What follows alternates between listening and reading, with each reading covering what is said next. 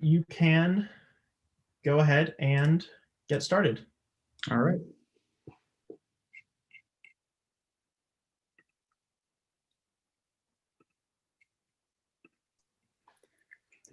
All right, ladies and gentlemen, we have just received the message to get started. The court will call the case of the estate of Genesis Petrillo versus Peony Estates and Harper Martini. My name is Judge Will Nelson. And if my scoring judges could please look to the two buttons on the lower left of your screens, and remember to keep your audio and video off unless you're instructed otherwise. You should also have your videos set to hide all of the non-video participants, which means that the only people on the screen should be the advocates and myself. Can the attorneys please make appearances? Good afternoon, Your Honor. Before I begin, I just want to make sure you can hear me okay? Yeah, yes, Mr. Soto, I can hear you. Okay. Good afternoon, Your Honor. My name is Emmanuel Soto, and I'm joined today by my co-counsel, Ms. Jenny Canales. Good afternoon, Your Honor. Ms. Chloe Solis. Good afternoon, Your Honor. And together, we're advocating on behalf of the plaintiff in today's case, the estates of Genesis Petrillo. And the defendants, are you ready to make an appearance? Yes, Your Honor. Good afternoon. My name is Abigail Franke, and along with my co-counsel, Ms. Kanisha Barlow. Good afternoon, Your Honor. And Mr. Cooper Attic. Good afternoon, Your Honor. We will be representing the defense in today's case, Peony Estates. All right, counsel. It's good to see all of your smiling faces this afternoon. Are there any pretrial matters that you needed to take up with the court? Yes, Your Honor. Your Honor, seeing as this is our first time in your court, first, would you prefer that we request permission prior to displaying exhibits and demonstratives for you and opposing counsel to view them? Yes, Mr. Soto, I would ask that counsel constructively approach the bench before displaying any exhibits and to the court or to opposing counsel. Yes, Your Honor. And Your Honor, may we presume that all objections and subsequent arguments are constructively heard outside of the earshot of the jury? Yes, all objections and arguments regarding said objections are constructively at the bench.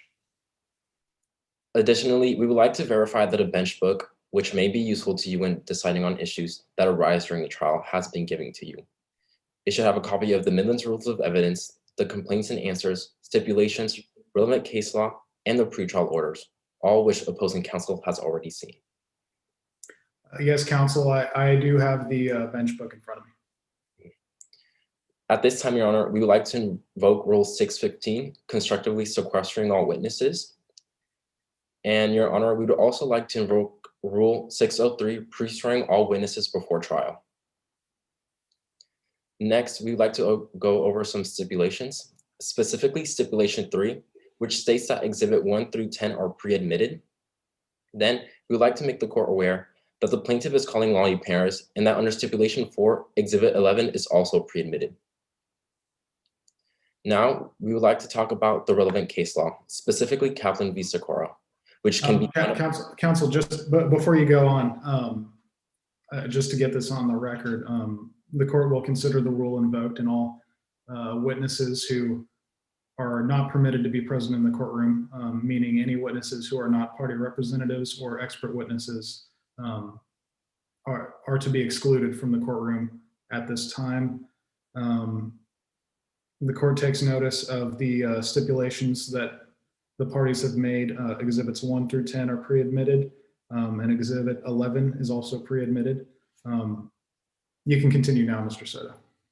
Thank you, Your Honor. Now we would like to talk about the relevant case law, specifically Kaplan v. Sikora, which can be found on page 4 of the bench book.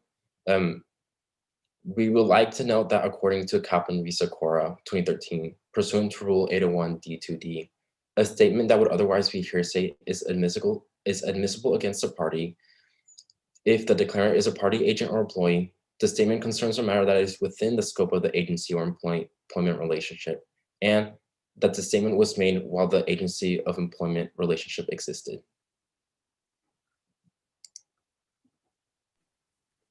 Does the defense have any objection to the court taking judicial notice? No, Your Honor. Then judicial notice is officially taken of the case that Mr. Soto just mentioned. Do you have anything else from the plaintiffs? Yes, Your Honor. We would like to note that vicarious liability has been granted and that the plaintiff has moved to hold defendant P&E Estates vicariously liable for the conduct of the following P&E Estates employee: Harper Martini, Austin Lewis, and all other employees of P&E Estates. And next, I'd then like to direct your attention to the complaint, which can be found in the bench book, in which it was established in points 16 and 22 that the elements 2 and 4 of negligence per se have already been satisfied, and therefore only 2 elements are in dispute today. And then lastly, we would like to make a correction that only party reps are not sequestered, that expert are sequestered. And with that, Your Honor, the plaintiff is ready to proceed. All right. Defendants, do you have any objection to the vicarious liability question? No, Your Honor. We agree that is the correct interpretation of the case documents. All right. And do you have an objection to the negligence per se elements being excluded from the cause of action? Not No, Your excluded, Honor. but we won't instruct the jury on them. No objection to that, Your Honor. That is our understanding of that as well. All right. And does the defense have any objection to excluding expert witnesses from the courtroom? No, Your Honor. That is our understanding of how Midlands works under Rule 615. All right. In that case, the court will also exclude expert witnesses from the courtroom pursuant to Rule 615. Do the defendants have any matters to take up with the court? Yes, Your Honor. First, since this is our first time in your virtual courtroom, would you like us to assume that all testimony elicited from a sustained objection to be stricken, or should we ask to strike? I'm going to instruct the parties to request that any statements by a witness to which an objection has been sustained by the court, I'm going to ask that the parties request the court to strike any such statements. And additionally, if you would like a limiting instruction to the jury to disregard that statement, I would ask that you request that as well. Yes, Your Honor. Lastly, we would like to point your attention to the negligence per se pretrial order, which states that today's proceeding is a bifurcated trial, meaning we will only be dealing with liability, not damages. All right. I can see the pretrial order limiting today's trial to the liability issue and excluding the damages issue. I assume plaintiffs have no objection. Yes, Your Honor, no objections. All right. Is there anything else the defense would like to bring to the court's attention before we get started? No, Your Honor. With that, the defense is ready to proceed. All right. We will now hear opening statements from each party. And I'm going to instruct everyone to make sure that they are in speaker view. That button is in the upper right-hand corner of your screen. And counsel, please remember to mute your audio when the other attorneys are speaking. Who will be presenting the opening statement for the plaintiff? I will, Your Honor. All right. You may proceed, counsel. May it please the court. Unsanitary conditions led to unacceptable results. Members of the jury, today's case is all about standards. And today you're going to learn about the standards our city of Midlands has and how the defendant, P&E Estates, failed to meet those standards. On June 7th of 2019, you'll learn that there was supposed to be a wonderful wedding rehearsal.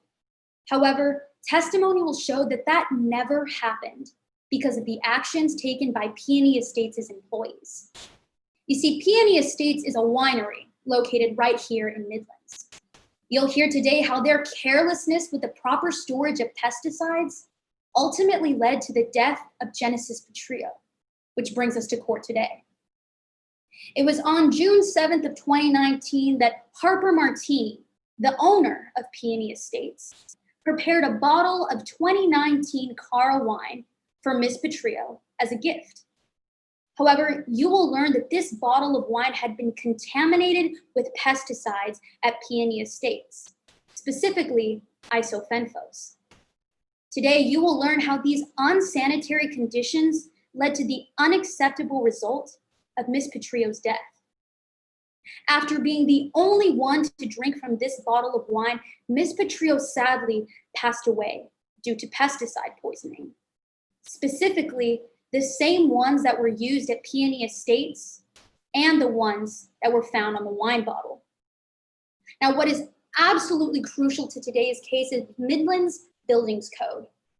You see, this code is what governs what places like Peony Estates are supposed to do in order to ensure that people like you and me are safe. Today, we're going to show how Peony Estates violated this code on several occasions. We plan to do that through the three witnesses that we call to the stand. First, you will hear from Mr. Lonnie Parras, an investigative journalist who will tell you all about Peony Estates' troubles managing their pesticides and how that would have affected the 2019 bottle Cara of wine. He will also tell you how he witnessed himself bottles of pesticide near that bottle of wine at Peony Estates. Second, you will hear from Mr. Riley O'Keefe, an inspector for the FDA who will tell you all about the Midlands Buildings Code, as well as the unsanitary conditions that he witnessed at Peony Estates, including pesticides near the bottle of Cara wine. And finally, you will hear from Mr. Sam Arnold, the hired caterer for the wedding in question today. He will tell you how he witnessed bottles of pesticides in the Peony Estates' kitchen, bottling area, and near the bottle of Cara wine, all violating the code. Now, in pursuing justice for Ms. Petrillo, we bear a burden in today's case. We must prove that Peony Estates is liable by a preponderance of the evidence. Now, opposing counsel is going to get up here and try to convince you that this burden is very difficult to meet, but it won't be today. You see, all our burden is asking us to prove is that Peony Estates is more likely than not liable for the violations of the Midlands Buildings Code. Today, we have to prove three things. First, that Peony Estates violated the code. Second, that their acts and/or omissions caused the type of harm that the code was intended to prevent. And third, that the breach of this code was the direct and proximate cause of the harm suffered by the plaintiff. Today, we are confident that you will see how the unsanitary conditions at Peony Estates led to the unacceptable result of Ms. Petrillo's passing. And it is for these reasons that at the end of today's trial, my co-counselor, Ms. Chloe Solis, will come before you, and she'll ask you to find them liable for negligence per se. Thank you.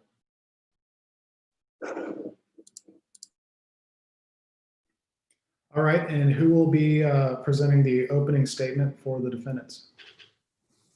Abigail Frankie, Your Honor. All right, Ms. Frankie, you may proceed. May it please the court. The easiest answer is not always the right answer. On June 7th, 2019, Genesis Petrillo attended the rehearsal party for her wedding the next day. This was a night of fun and excitement, of dancing, and a lot of alcohol. Genesis drank a lot of alcohol and unfortunately ended up in the hospital and died. This is a tragic event, and it is natural to feel sympathy. But it is still important to look for the right answer.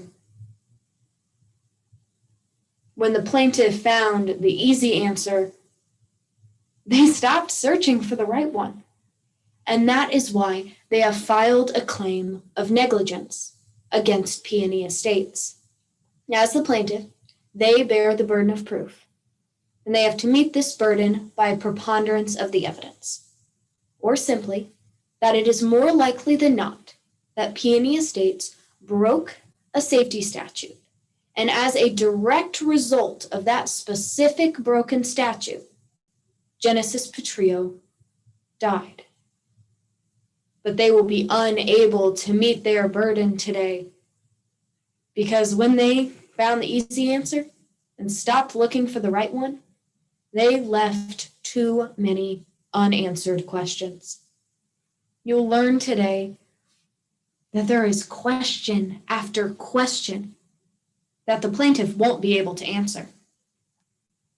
When did the pesticides enter the specific bottle of wine Genesis Petrillo drank? They won't be able to answer.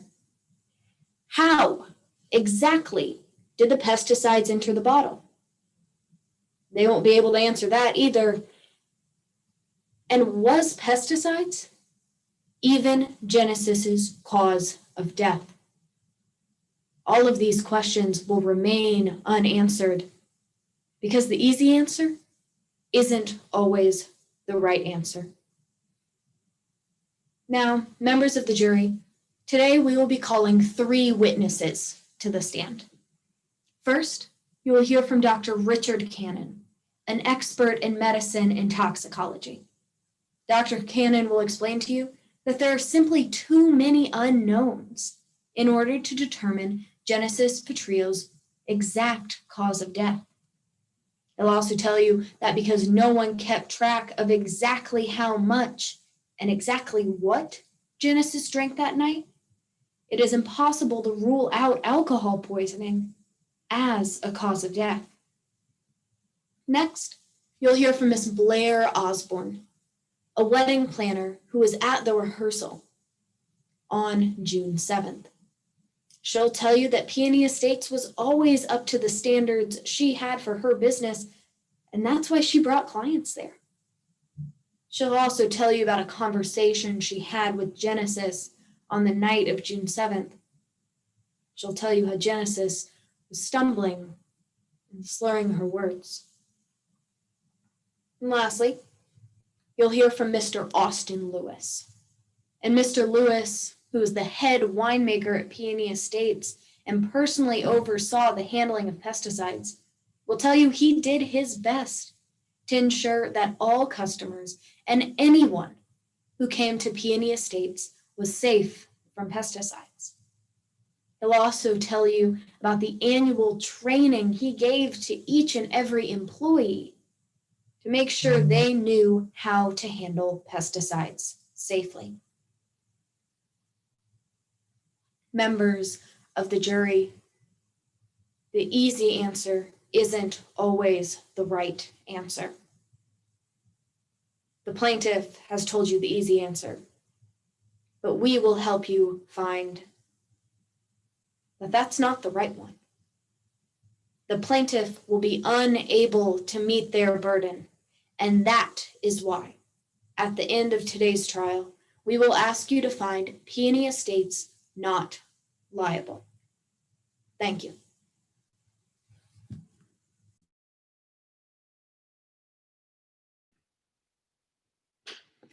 All right, everyone. Before the plaintiff calls its first witness, I'm going to ask everyone to switch to gallery view. That button should be in the upper right-hand corner of your screen, and it will allow you to see the attorneys and witnesses at the same time. Plaintiff, you may call your first witness. We call Lonnie Paris to the stand. Your Honor, before we begin, I just want to double check that you can hear me okay? Yes, Mr. Soto, I can hear you. Your Honor, I want to make sure you can hear me as well. Yes, Mr. Paris, I can hear you. Thank you. Please introduce yourself to the court. What's up, y'all? I'm Lonnie Paris, and I'm an investigative journalist. Can you tell the court what an investigative journalist is? Investigative journalism is basically normal journalism, but more extreme. We're the type of people you see going into like war-torn countries and telling the world what's really happening. How are you related to this case? I investigated Peony Estates based off of tip-offs I received because they may have problems with their pesticide use. Ms. Barlow, could you repeat your objection? The court did not hear it. Objection to hearsay as the tip-off that Lonnie Paris received to start his investigation at Peony Estates. Mr. Soto, do you have a response to that? Yes, Your Honor. We're not trying to prove the truth of the matter asserted, instead the subsequent action of that statement All right, I'm going to overrule the objection. That statement does not appear to be offered for the truth of the matter asserted. You can continue, Mr. Soto. When did you receive this tip? In 2016, I received the initial tip from Danny Francasio. I didn't investigate until 2018. How did your investigation start? On July 13th, 2018, I visited Peony Estates for the first time. I walked around the property. I didn't see anything of note. So I waited a couple days and I went on a guided tour to get inside of the facilities. Did you learn anything when you toured Peony Estates? Yes. On the tour, one of the employees, Drew Matsukas, told us that wine was made from grapes harvested a year earlier, which means grapes harvested in 2018 would be used in a 2019 brand of wine. I also snuck into the employees only section and I found a memo from Austin Lewis. Would you recognize a copy of Austin Lewis's memo? Of course. Your Honor, permission to share Exhibit 12 onto the screen for opposing counsel and the witness. Permission granted. What have I just shown you? This is a memo from the head winemaker, Austin Lewis. Is this a fair and accurate copy? Yes. Has this been changed or altered in any way? No. At this time, Your Honor, we offer Exhibit 12 into evidence. No objections, Your Honor. In that case, Exhibit 12 is admitted. Yes, Your Honor. What did you learn from this memo? I learned two major things. The first being that Peony Estates had a pretty large problem with pests and mice, and that they were going to be using pesticide on the property soon, which confirms why I had seen pesticide in the storeroom. What stuck out to me most is halfway down in this memo, Austin Lewis says the pesticide spraying needs to be done quickly and cheaply. Nothing else matters. Thank you, Ms. Canales. We can now remove the exhibit from the screen. What was your next step in your investigation? I went back home and I looked over all my notes, and I realized that the effects of pesticide use wouldn't have even been seen until 2018. But if I wanted to see the Actually, Your real Honor. effects, To improper opinion of a lay witness. You have a response, Mr. Soto?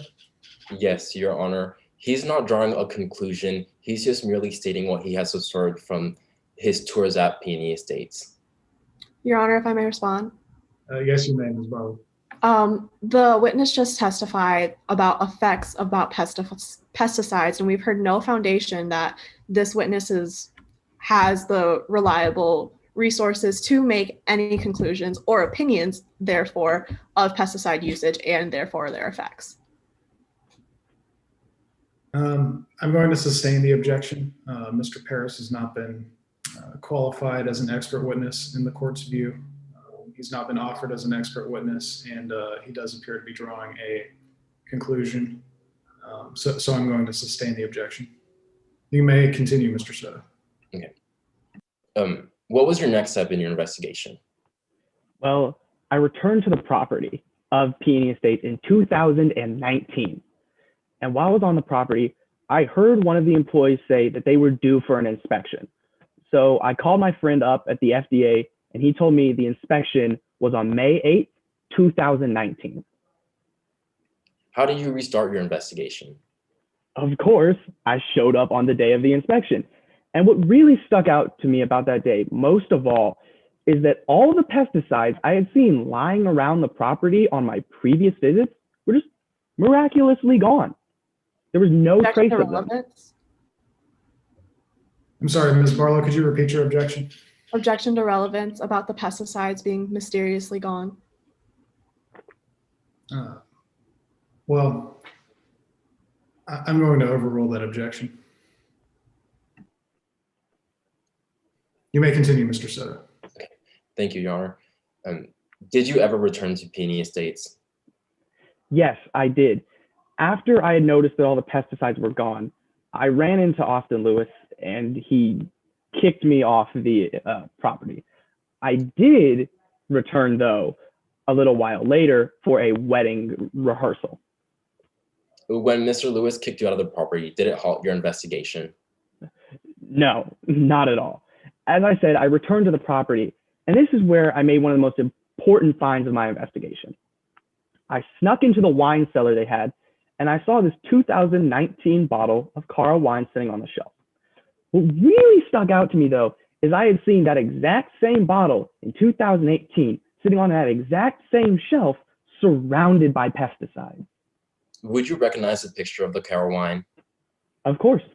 Your Honor, permission to share Exhibit 2A. Permission granted. Is this the bottle of wine you saw sitting on the shelf from your previous visits? Yes, it is.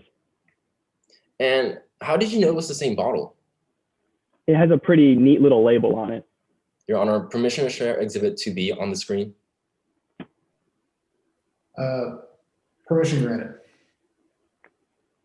Is this the label you saw on the bottle of wine sitting on the shelf from your previous visits? Yeah, it is. Thank you, Ms. Canales. You can remove the exhibit now. Now, was the bottle of wine open? I'm not 100% sure, but I know I definitely would have remembered if it was closed, because there's a cork in the top, but I can't remember off the top of my head. The only thing that I can remember is that there was surrounded by pesticides. Now, I want you to direct your attention to the bottling area. Did you ever come back to investigate the bottling area? Yes.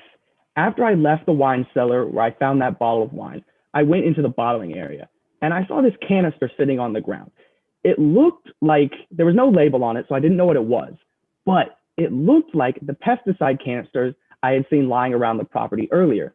So I took a sample of it and I sent it for testing to confirm what it was. Did you ever see employees wearing gloves during your tour? But no, I didn't even see them wash their hands. Objection, Your Honor. Lack of personal knowledge. I'm going to overrule that objection. Mr. Paris was stating what he saw and didn't see, which is firmly within his personal knowledge. You can continue, Mr. Soto. Yes, Your Honor. Did you see anything else worth noting? Not that day of the rehearsal. However, the next day, on the wedding day, I received some pretty terrible news. What news did you receive? I learned that one of the guests, Genesis Petrillo, had been rushed to the hospital. I followed the other wedding guests and I heard from the doctor that Genesis died of pesticide poisoning.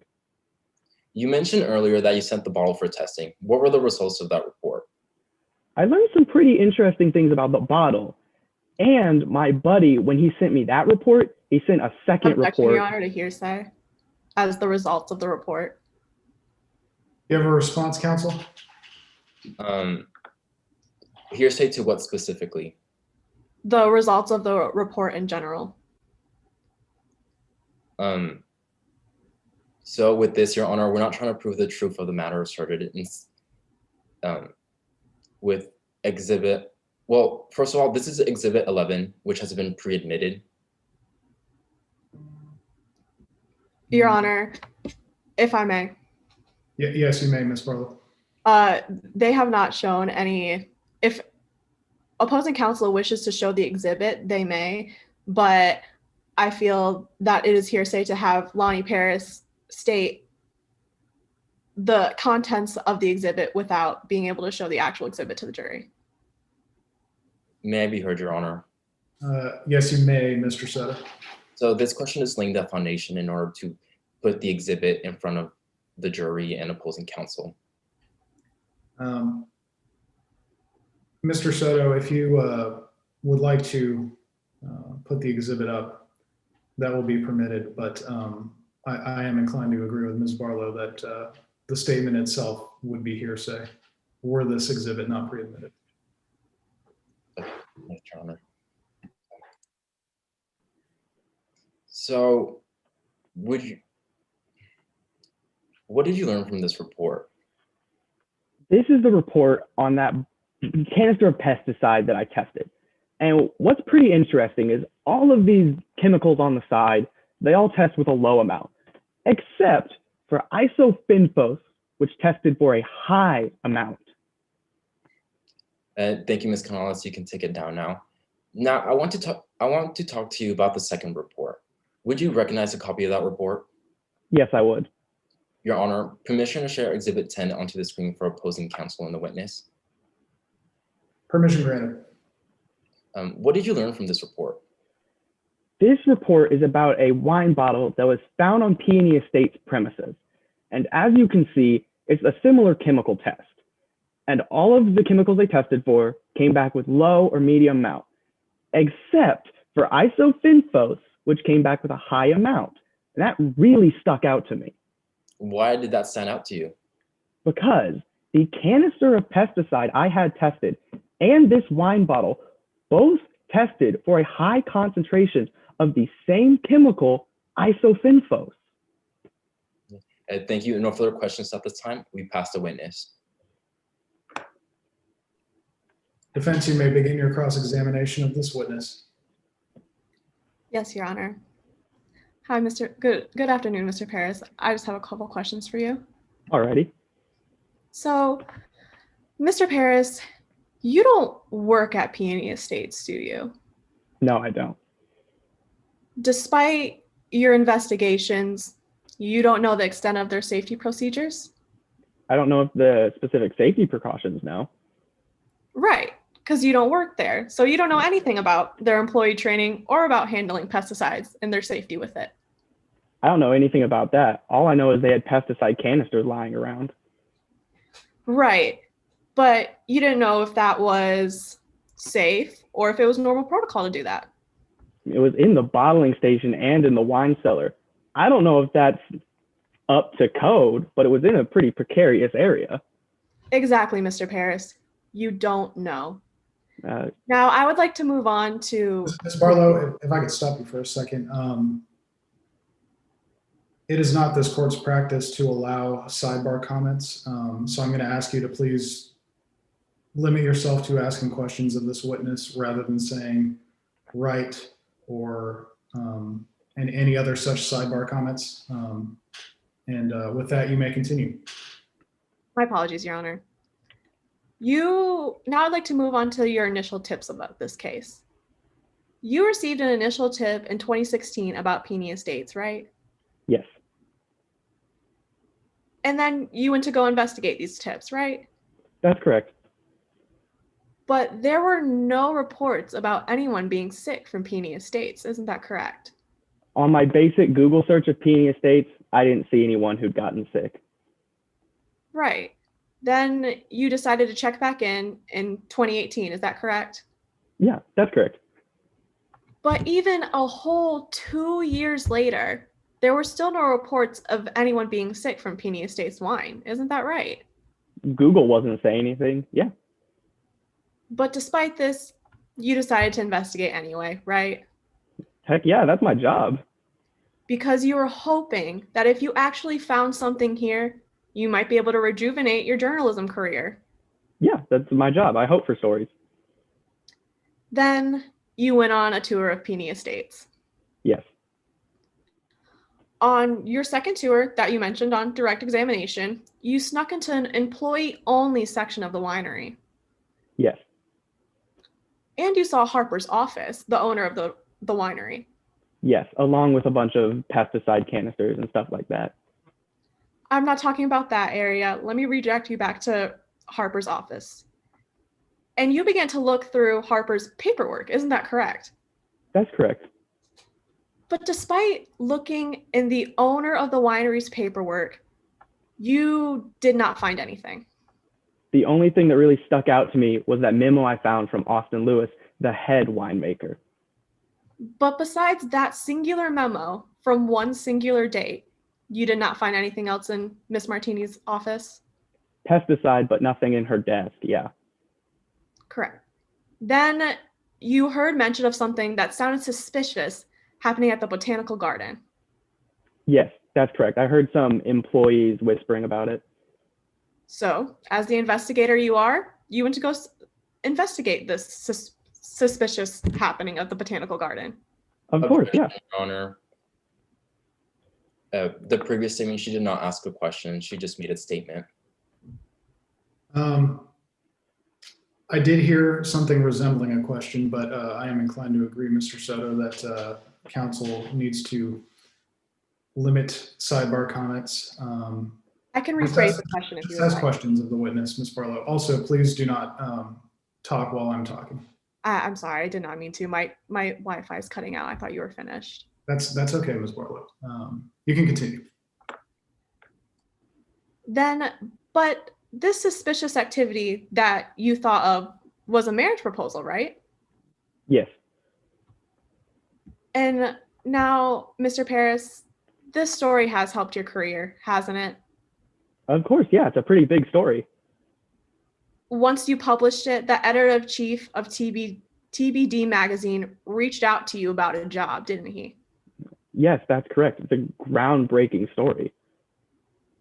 You were recommended to write a story based on your experience and testifying in the trial as a whole. Yeah. Objection again, Your Honor. What's your objection, counsel? It was a statement. I'm pretty sure that was a question, but I will. So I'm going to overrule the objection. You can continue, Ms. Barlow. I'll re-ask my question. You were recommended that you write a story based on your experience, testifying, and the trial as a whole. Isn't that right? Yeah, my editor wanted me to continue writing stories about this whole trial process.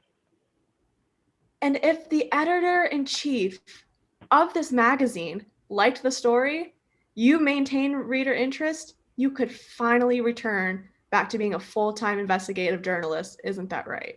Objection. If he liked my, Irrelevance. I'm sorry, I didn't hear your objection, Mr. Soto. Irrelevance. I'm going to overrule that. You can continue, Ms. Barlow. I'll re-ask my question again. If the editor-in-chief of this big-time magazine liked your story enough, you could finally return to being a full-time investigative journalist. Isn't that right? yeah, we're talking about the court story. If he likes it enough, I can get my job back. No further questions, Your Honor. All right, is there a redirect? No, Your Honor. At this time, we ask the witness be excused. All right, Mr. Paris, you are excused. Thank you. Plaintiffs, you may call your next witness. The plaintiff calls Inspector O'Keefe to the stand. Your Honor, I would also like to ensure that you can hear me okay. Yes, Ms. Solis, I can hear you just fine. Can you hear me all right too, Your Honor? Yes, Mr. Adkins O'Keefe, I can hear you just fine. Thank you. Please introduce yourself to the court. Hello, I'm Federal Inspector Riley Adkins O'Keefe. I know that's a bit of a mouthful, so y'all can just call me Inspector O'Keefe. What do you do for a living?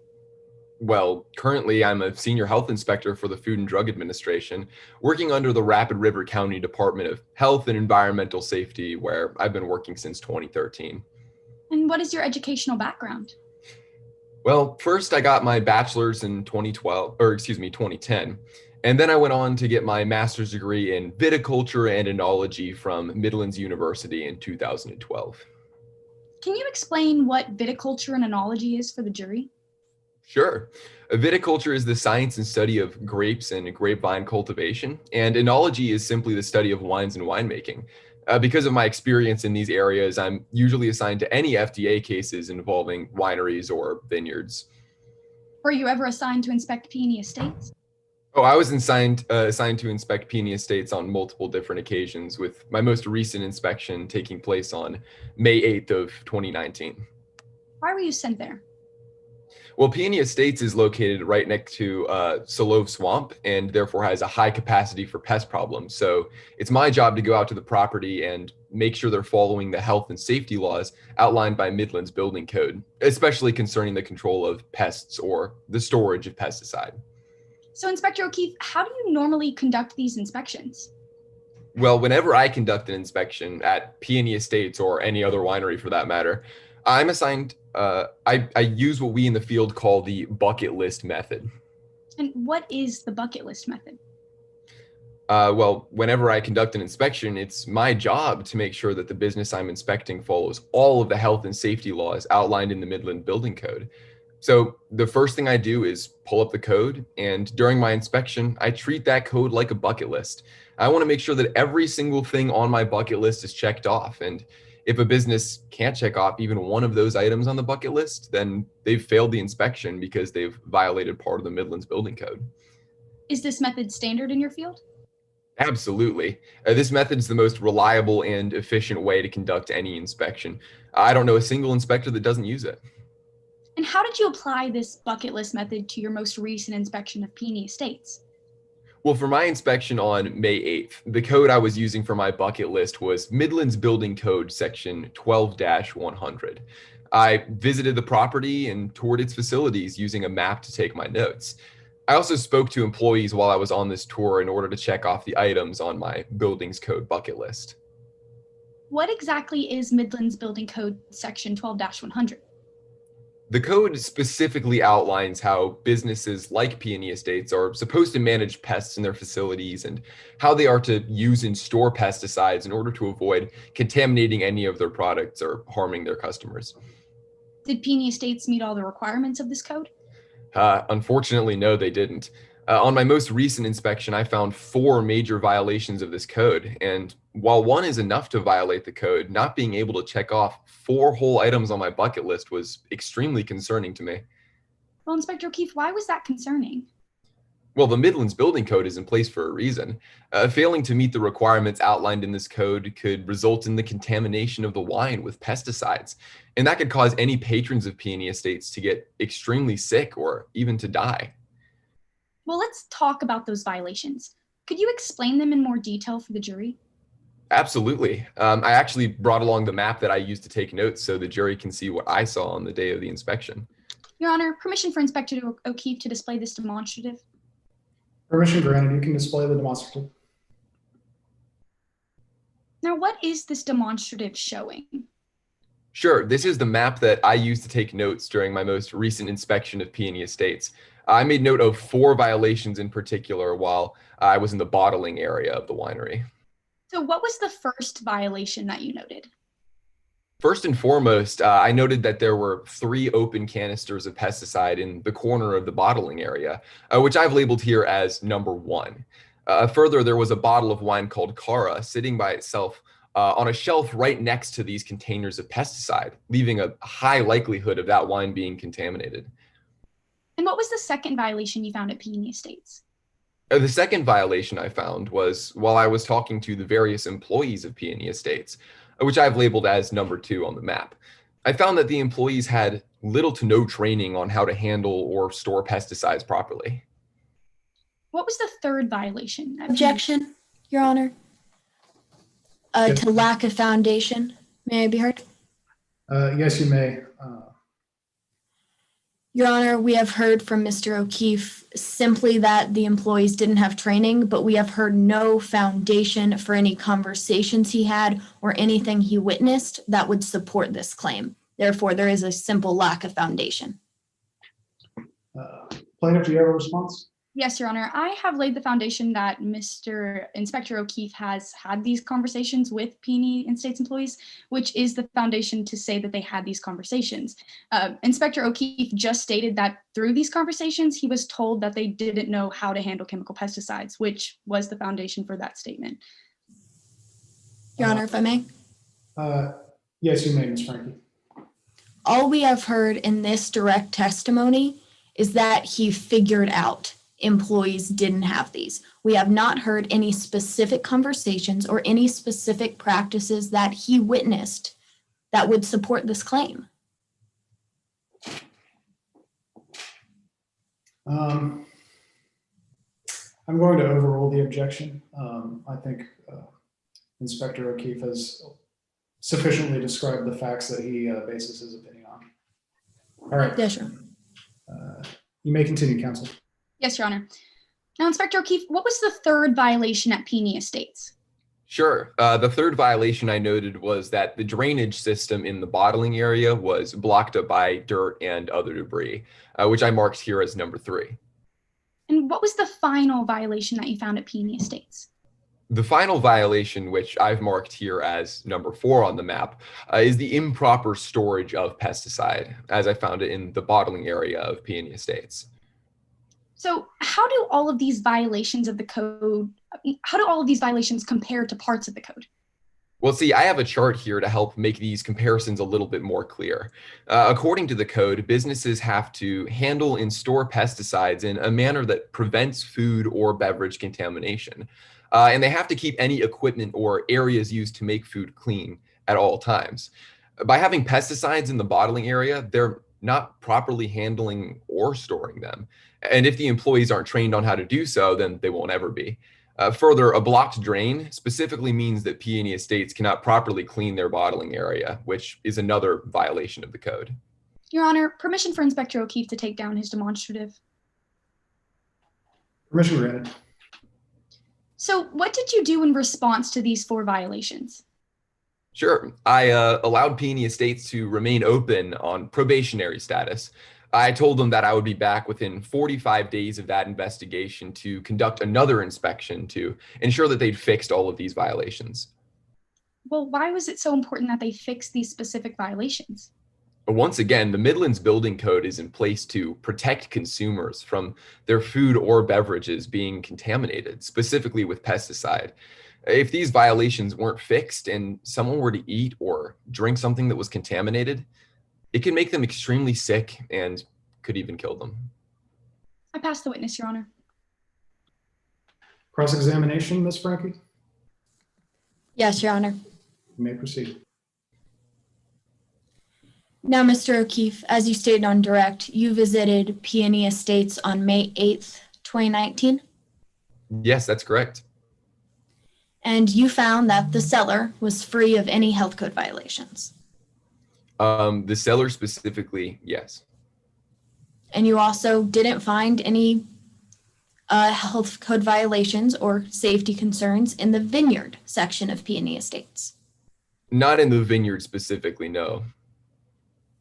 And during this inspection, you did see pesticides stored in a shed an appropriate distance from the bottling area and the kitchen. Sure, but all of these practices have nothing to do with the violations I've mentioned. That's a yes to my question. That's a yes. And as you stated, you did find 4 health code violations. I did. However, you didn't stop wine production at Peony Estates. I did not. I put them on probationary status. I thought it was more appropriate. You didn't stop the bottling. I did not know. Just to make it clear, Peony Estates could still sell wine while on probation. They could, but I don't think it would be wine that people should be drinking. But under probation, they could still sell it, correct? Yes, they could. And you would never want anyone to get sick or injured because of a health code violation. Of course not, but yeah, of course not. No. And seeing everything you saw at Peony Estates, you didn't stop production. I did not. They were simply on probation. They were on probation because of those 4 major violations, yes. Thank you, Mr. O'Keefe. No further questions, Your Honor. All right, Ms. Solis, do you have a redirect examination? No, Your Honor, I ask that this witness be excused. All right, Inspector O'Keefe, you are excused. You may step down. Thank you. Plaintiff, you may call your next witness. Yes, Your Honor. At this time, plaintiff calls Mr. Sam Arnold to the stand.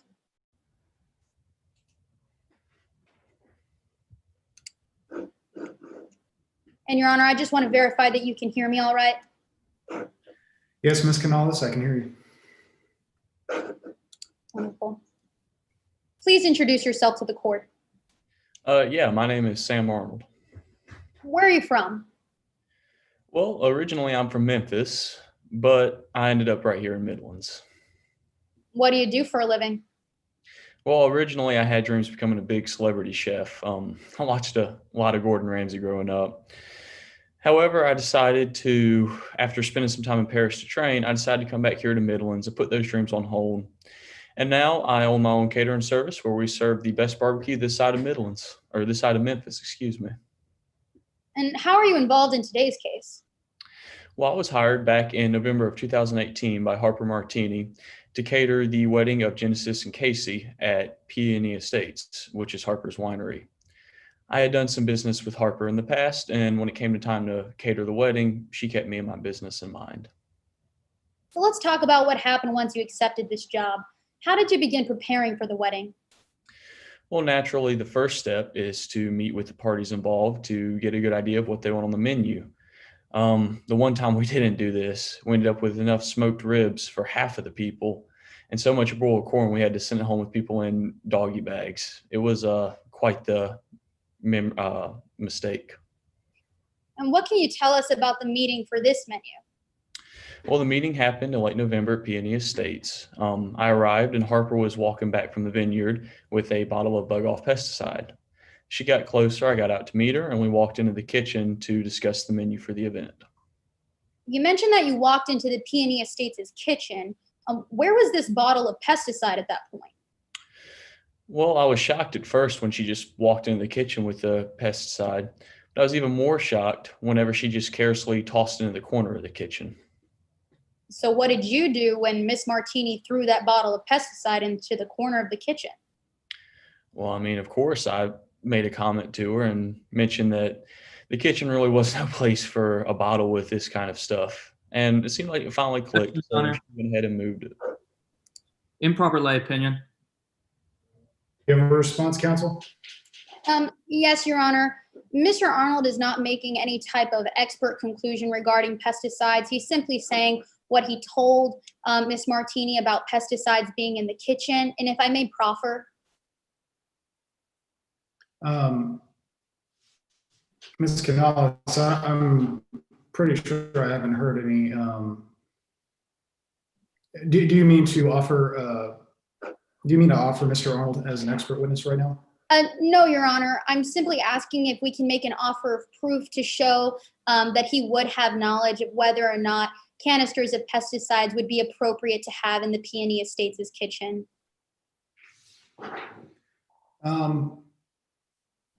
I'll allow the offer of proof. You can go ahead and make that, Ms. Canales. Yes, Your Honor.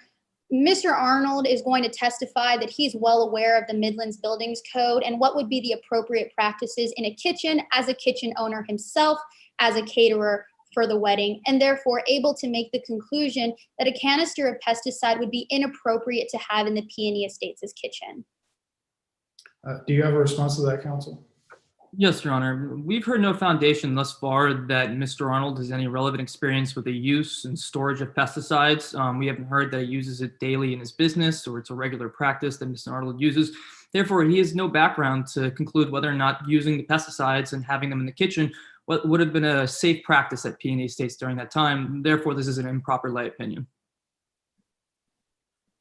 Well, counsel, I'm going to overrule your objection. I don't think an expert witness is necessary to establish that pesticides should not be around food that's going to be served to people. I think we all know that that's the case, so I'm going to overrule your objection. Yes, Your Honor. You may continue with the direct examination, Ms. Canales. Yes, Your Honor. So what did you do after Miss Martini threw the bottle of pesticide into the corner of the kitchen? Well, like I said, I mentioned to her that, of course, the kitchen is no place for pesticides to be placed. And it seemed like it finally clicked with her, so she agreed to move it. And where did she move it to? Well, quite possibly the very next worst place it could be, the bottling area. In my experience, I've always went with the saying, It seemed a lot like the saying, out of the fire or frying pan into the fire, but that's just me. Objection, Your Honor. I re-raise my objection to improper lay opinion. At this point, Mr. Arnold is talking about the bottling area. He's a caterer. He deals mostly in the kitchen. There's been no foundation laid whether or not this would have been improper practice by P&E Estates. Do you have a response, counsel? Yes, Your Honor. Based on the precedent that was placed on the previous objection that was made to an improper opinion of a lay witness, it again would be well within this witness's knowledge that pesticides would be inappropriate to have in the bottling area where wine is, and therefore is well within his knowledge to testify to it. Your Honor, may I respond to that point? Yes, you may, counsel. Now, while we heard that, yes, Mr. Arnold is a caterer and works frequently within kitchens and cooking food, we've heard no foundation that he's inexperienced bottling wine and the production of wine and the production of any beverage, and therefore this is an improper lay opinion. There hasn't been enough foundation laid for Mr. Arnold to draw this conclusion. Counsel, I'm going to sustain the objection this time. The court is not convinced that Mr. Arnold has any great degree of experience in wine bottling. Although I will note that it does not take a whole lot of expertise to understand the dangers of pesticide use. But having said that, I will go ahead and sustain the objection this time. You may continue with your direct examination, Ms. Canales. Yes, Your Honor. Mr. Arnold, just to be clear, where did Miss Martini put that bottle of pesticide? Well, she moved it to the bottling area. And were any cleaning measures taken as far as you saw? No, not really. I never witnessed them clean the area where the pesticides were placed in the kitchen. I never saw anybody wear gloves when handling it. It was all rather kind of disturbing to me. And so what happened after Miss Martini put the bottle of pesticide in the bottling area? Well, we went on with our meeting to discuss the menu. It was during this meeting that I actually learned that Harper had hired a wedding planner. It was at this point I figured it'd be more efficient just to meet with that wedding planner by himself, and I did. So what happened after the meeting with the wedding planner? Well, we went ahead and we scheduled a tasting event for February 8th of 2019. It's a great opportunity for all the parties involved to go ahead and get a good feel for the food and decide what they want at the event. So let's talk about that tasting event a little bit more. What happened? Well, when I arrived to prepare for the event, I was really surprised by the cleanliness of the kitchen when I arrived.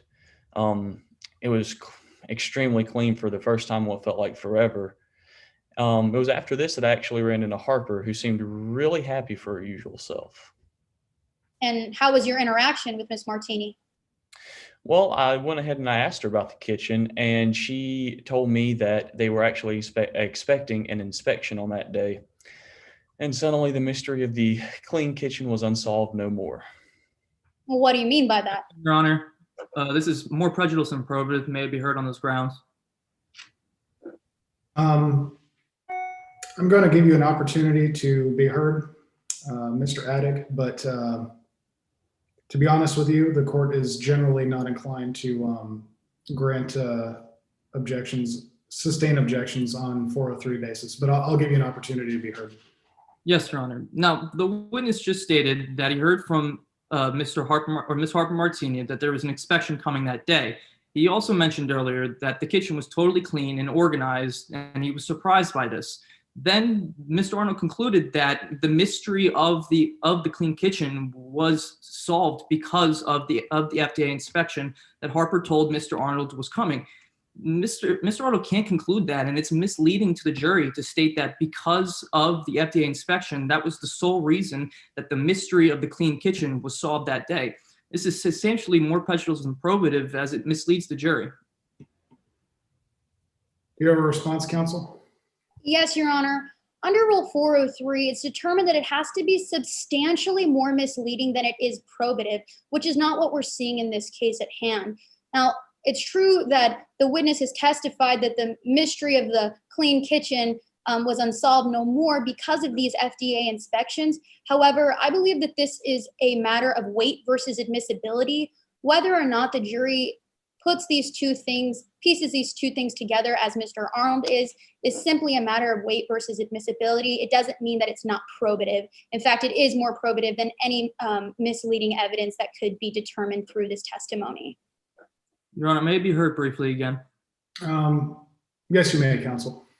Now, as opposing counsel stated, it's up to the jury and not Mr. Arnold to put two and two together when it comes to connecting these facts. However, what makes this more prejudicial and probative is that Mr. Arnold himself connected these two facts, connecting the FDA inspection to the mystery of the clean kitchen. Now, we're here contending today that the clean kitchen would have been a regular practice of P&E estates, and to make this conclusion is substantially more prejudicial and probative, as it misleads the jury to connect those two facts in today's case.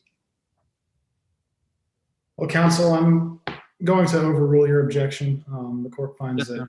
Mr. Arnold's testimony is not prejudicial to an extent that it should be excluded. And Mr. Addig, you will have an opportunity to cross-examine Mr. Arnold in the future, in the very near future, I hope. Ms. Canales, I'm going to let you continue with your direct examination. Yes, Your Honor. Mr. Arnold, you mentioned that suddenly the mystery of the kitchen being cleaned was unsolved no more. What do you mean by that? Well, in all my previous experience at P&E Estates, it wasn't unusual for the kitchen to be a complete disaster area and to be completely unorganized. But I had been told by Harper before that they have an inside man inside the FDA. And it was on the days where they had inspections that I usually found the clean kitchen that I found that day.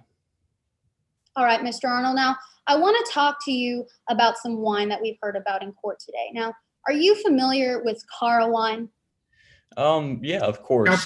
Counsel, and Mr. Arnold, I'm going to stop you just for a minute. I instructed counsel earlier not to make sidebar comments. Don't announce that you want to talk about something before you ask the question, counsel. Just ask the question. Yes, Your Honor. I'll rephrase. I apologize. That's okay, Ms. Canales. Go ahead. Mr. Arnold, are you familiar with Cara wine? Yes, I am. Harper and I talked about it pretty extensively on the day of the rehearsal dinner. And would you recognize the picture of that bottle of wine if I showed it to you? Yes, I believe I would. Your Honor, permission to display Exhibit 2A onto the screen? You may display Exhibit 2A, counsel. Mr. Arnold, what can you tell us about this bottle of wine? Well, I first saw it on the day I walked in the kitchen on the day of the rehearsal dinner. Harper was working in the kitchen with some other more common bottles of wine I'd seen before, but this one, the Cara wine, was one I hadn't seen. And just to be clear for the members of the jury, what day was that? This was on the day of the rehearsal dinner. I believe it was later in mid-2019. So what did Miss Martini have to say about this bottle of Cara wine? Well, when I asked about it, she said it was a one-of-a-kind P&E Estate special she was making. It reminded me a lot of my failed redneck pulled pork recipe. But what really alarmed me about this was that she had said she had been keeping it in the bottling area. Well, why did that alarm you? Well, that was the same place I witnessed Harper just a few months earlier take the pesticides. Just for me personally, wine and pesticides are a combination I want nothing to do with. So what happened after she told you it had been in the bottling area? Well, she actually asked me if I would do the honor of presenting it to Genesis as like a wedding gift during the rehearsal dinner, which, I mean, of course I accepted. Where I come from, that's a huge honor. Were any cleaning measures taken as far as you saw? No, not really. I didn't witness anything going on as far as handling with gloves or washing hands or anything like that. Now, you mentioned that you were going to give the bottle of wine to Miss Petrillo. What can you tell us about that?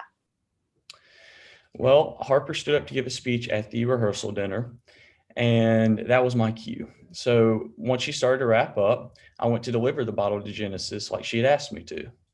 It was after this I decided it was time to start wrapping things up, and I headed home around 10:15. So what, if anything, do you know happened after Miss Petrillo, after you gave that bottle to Miss Petrillo? Well, only the obvious. Genesis passed away that next day, and the wedding was canceled. And how did you respond to this news? Well, as a businessman, I was terrified that it could have been a result of my food, but I learned that no one else from the dinner became ill afterward. So it provided me with a little comfort in knowing I wasn't responsible. But I just hope and pray it wasn't the wine. Thank you, Your Honor. I pass the witness. Cross-examination, Yes, Your Honor. you may proceed. Now, Mr. Arnold, you mentioned that when you worked with Peony Estates, the kitchen was often cluttered, in your opinion, Yes. and it was often hard to move around in. Yeah, I would say that. It was more misorganized than anything. It was generally disorganized when you were there. Yeah. But, Mr. Arnold, you continued to participate in events at Peony Estates for several years, didn't you?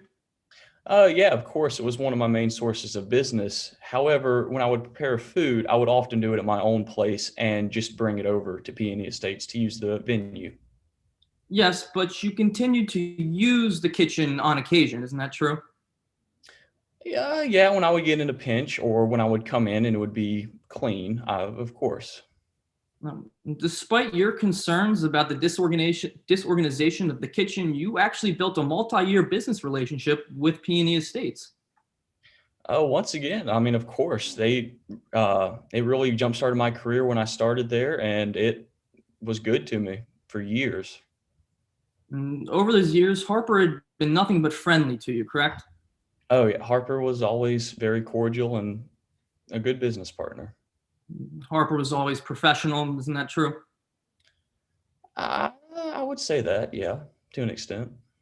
One of those times you were working with Peony Estates was February 8th, 2019, like you mentioned. Yeah. And on that day, you arrived and the kitchen was organized. Yeah, it was great. It was almost better than mine, honestly. That's right. It was almost better than your standards of cleanliness, wasn't it? On that one particular day, yeah, it was. And now you stated Harper told you that they had an FDA inspection coming that day. Isn't that true? Yes. And you concluded that as a result of that FDA inspection, Peony Estates must have cleaned the kitchen. That's what I observed in the past. On past days when I would come in and the kitchen would be clean, I would later find out there's an inspection. So I kind of put two and two together. But Mr. Arnold, just to be clear for the jury, Harper Martini never told you that this was the reason. Well, no, I mean, of course not. I mean, I couldn't imagine admitting the only reason my kitchen was clean was because I had an inspection. Kind of shady. But that's a yes to my question. Harper never directly told you that. No, she didn't. You never got more information about what this actual FDA inspection entailed. Isn't that true? Well, no, I didn't really need to. As a kitchen owner myself, I've had to deal with inspections in the past. Now, I want to talk about something that you mentioned on direct with the use of Peony Estates, with pesticide at Peony Estates. Now, you mentioned Harper Martini. Objection, Your Honor, to sidebar. I'm going to sustain the objection. I Mr. Addick, please just ask the question. Don't announce where you're going with it. Mr. Arnold, you mentioned on direct that Harper Martini used pesticides in the kitchen when you were there at one point. Isn't that true? She didn't use them, but however, when I followed her into the kitchen, she did bring them into the kitchen and leave them there, yes. And it was at this point that you mentioned to Harper that maybe they should move the pesticides somewhere else. Yes. And then Harper took them to the bottling area. Yeah. But you didn't follow Harper into the bottling area, did you? No, I didn't think it was quite my place to follow her around her place of business. So you didn't see where Harper stored those pesticides? No, I can just tell you that she moved it from the kitchen area to the bottling area. As far as you know, Mr. Arnold, Harper Martini could have properly stored those pesticides when she went through the door into the bottling area. Isn't that true? Objection, Your Honor, to speculation. You have a response, counsel?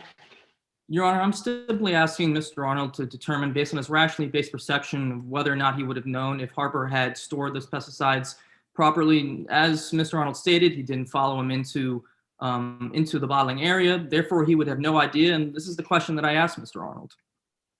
I'm going to sustain the objection. You can continue, Mr. Addick. Yes, Your Honor. Yep. Mr. Arnold, you don't use or spray pesticides daily at your business, do you? No, not generally. And you're not an exterminator, Mr. Arnold. Oh, no, I could never do that. In fact, you have no specified training in the use or the storage of pesticides, do you? No, nothing besides recreational use every now and then. Now, Mr. Arnold, on the night of the wedding rehearsal, Harper Martini handed you a bottle of Cara wine, isn't that true? Yeah, she did. And this bottle of Cara wine was new to you from being at Peony Estates? Well, I'd learned about it when she had asked me to deliver it, but yeah, before then I had never really seen it. And when you were leaving the room with the bottle of Cara wine, you were paying such close attention that you noticed there was a can of pesticides next to where the bottle was stored. Isn't that true? Yeah, it was just sitting out on the kitchen counter, which was shocking, but then again, I guess it just kind of happens. Mr. Arnold, you didn't get a good look at the bottle, did you? The bottle of pesticides or the bottle of wine? You didn't get a good look at the bottle of wine, did you? Well, I mean, from what I was looking at it as I was walking out, I didn't necessarily go over with a magnifying glass, but I looked it over. Mr. Arnold, you didn't notice any broken seals on the bottle of wine? I didn't pay that much of attention, but to my knowledge, there weren't any. You didn't notice any wine leaking down the side of the bottle, did you? I don't believe so, no. You didn't see any indication that the bottle of wine was open at that time. Well, I'm no winemaker. I don't spend a lot of time around wine bottles to really know if they're open or not. But as you said, I didn't have any on me, so I don't know if I could really say that. And that's a yes to my question. You had no indication the bottle of wine was open at that time. I didn't think that it was open at that time, but I'm not sure if I could specifically say it was or it wasn't. No, once Harper handed you that bottle, they instructed you to deliver it to Genesis. Isn't that true?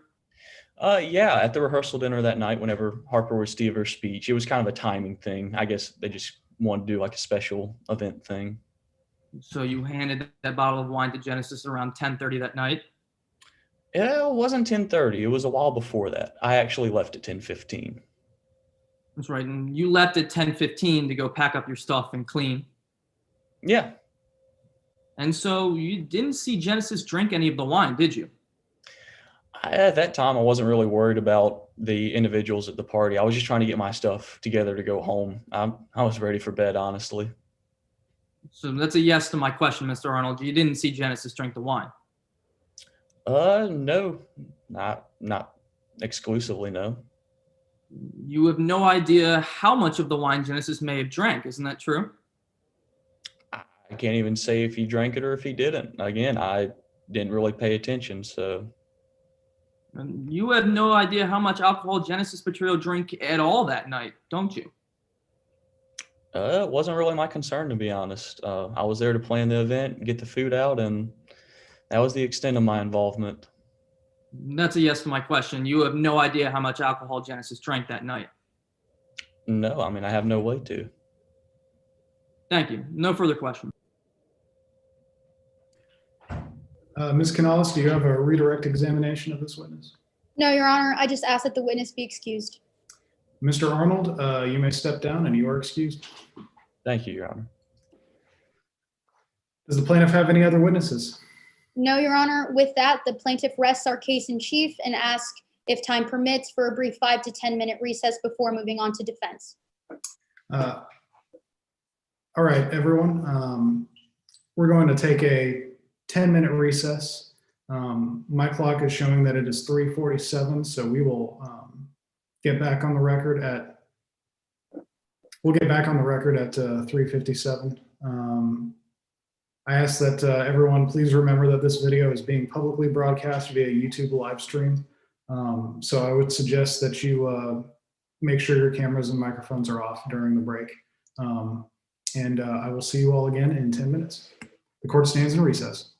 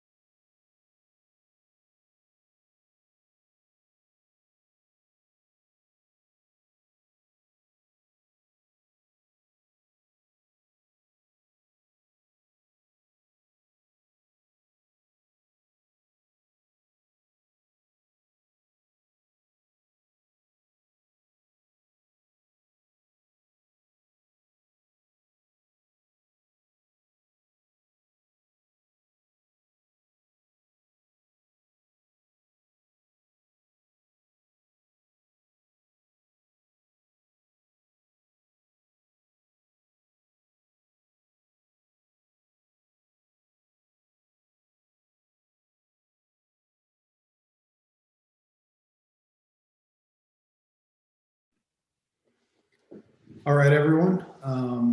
We're about to go back on the record. And I would just ask that everyone make sure that counsel and witnesses and our scoring judges are all here. So if you could confirm that. The plaintiff is here. The defense is here as well, Your Honor. I'm here. I'm here as well. All right. Defense, you may call your first witness. Yes, Your Honor. At this time, the defense calls Dr. Richard Cannon to the stand. May I proceed? You may. Good afternoon. Please introduce yourself to the jury. Good afternoon. My name is Richard Cannon. What do you do for a living, Dr. Cannon? I am an associate medical consultant for Gardner Consulting, where I've worked for the past 6 years. What does a medical consultant do? Well, I review the diagnoses of other doctors to ensure that they're accurate. In some cases, this means ensuring that patients are receiving the best care possible, while in others, such as this one, I review the cause of death, both of which would be relevant to malpractice suits. Where did you go to school? I graduated with my Bachelor of Science in Chemistry from The Ohio State University in 1990, and then I graduated from Harvard with my MD with an emphasis in toxicology in 1996. Describe your experience in toxicology. I worked as the chief toxicologist at Massachusetts General Hospital in Boston for 9 years. Describe your other medical experience. Well, following my time there, I took a faculty position at Midlands Medical School as a professor of toxicology, where I worked for another 9 years before moving to my current job. Have you ever been published? Yes, I've authored more than 50 published articles on issues of treatment, medicine, and toxicology. And have you ever testified in court before? Yes, I've testified in 35 cases. Dr. Cannon, how do you typically approach a case like this one? Well, I treat this like a case study. I look at the medical records, I go through and see if there were any assumptions that were made or if there were any incorrect steps that were taken. What do you do next? Well, then I would use my years of medical knowledge to see what factors weren't considered. Is this method reliable? Yes, this is the gold standard in the field and the basis of all medical training. It is also used by every doctor who's forming a second opinion or who doesn't have direct access to the patient. Did you reliably apply this method in regards to today's case? Yes, of course. I used it exactly how I learned it at Harvard and how I taught it to my students. Dr. Cannon, what materials do you typically review? So when I don't have access to the deceased, I review toxicology and lab reports in addition to the death certificate. What materials did you review in regards to today's case? I reviewed reports prepared by River Valley Hospital.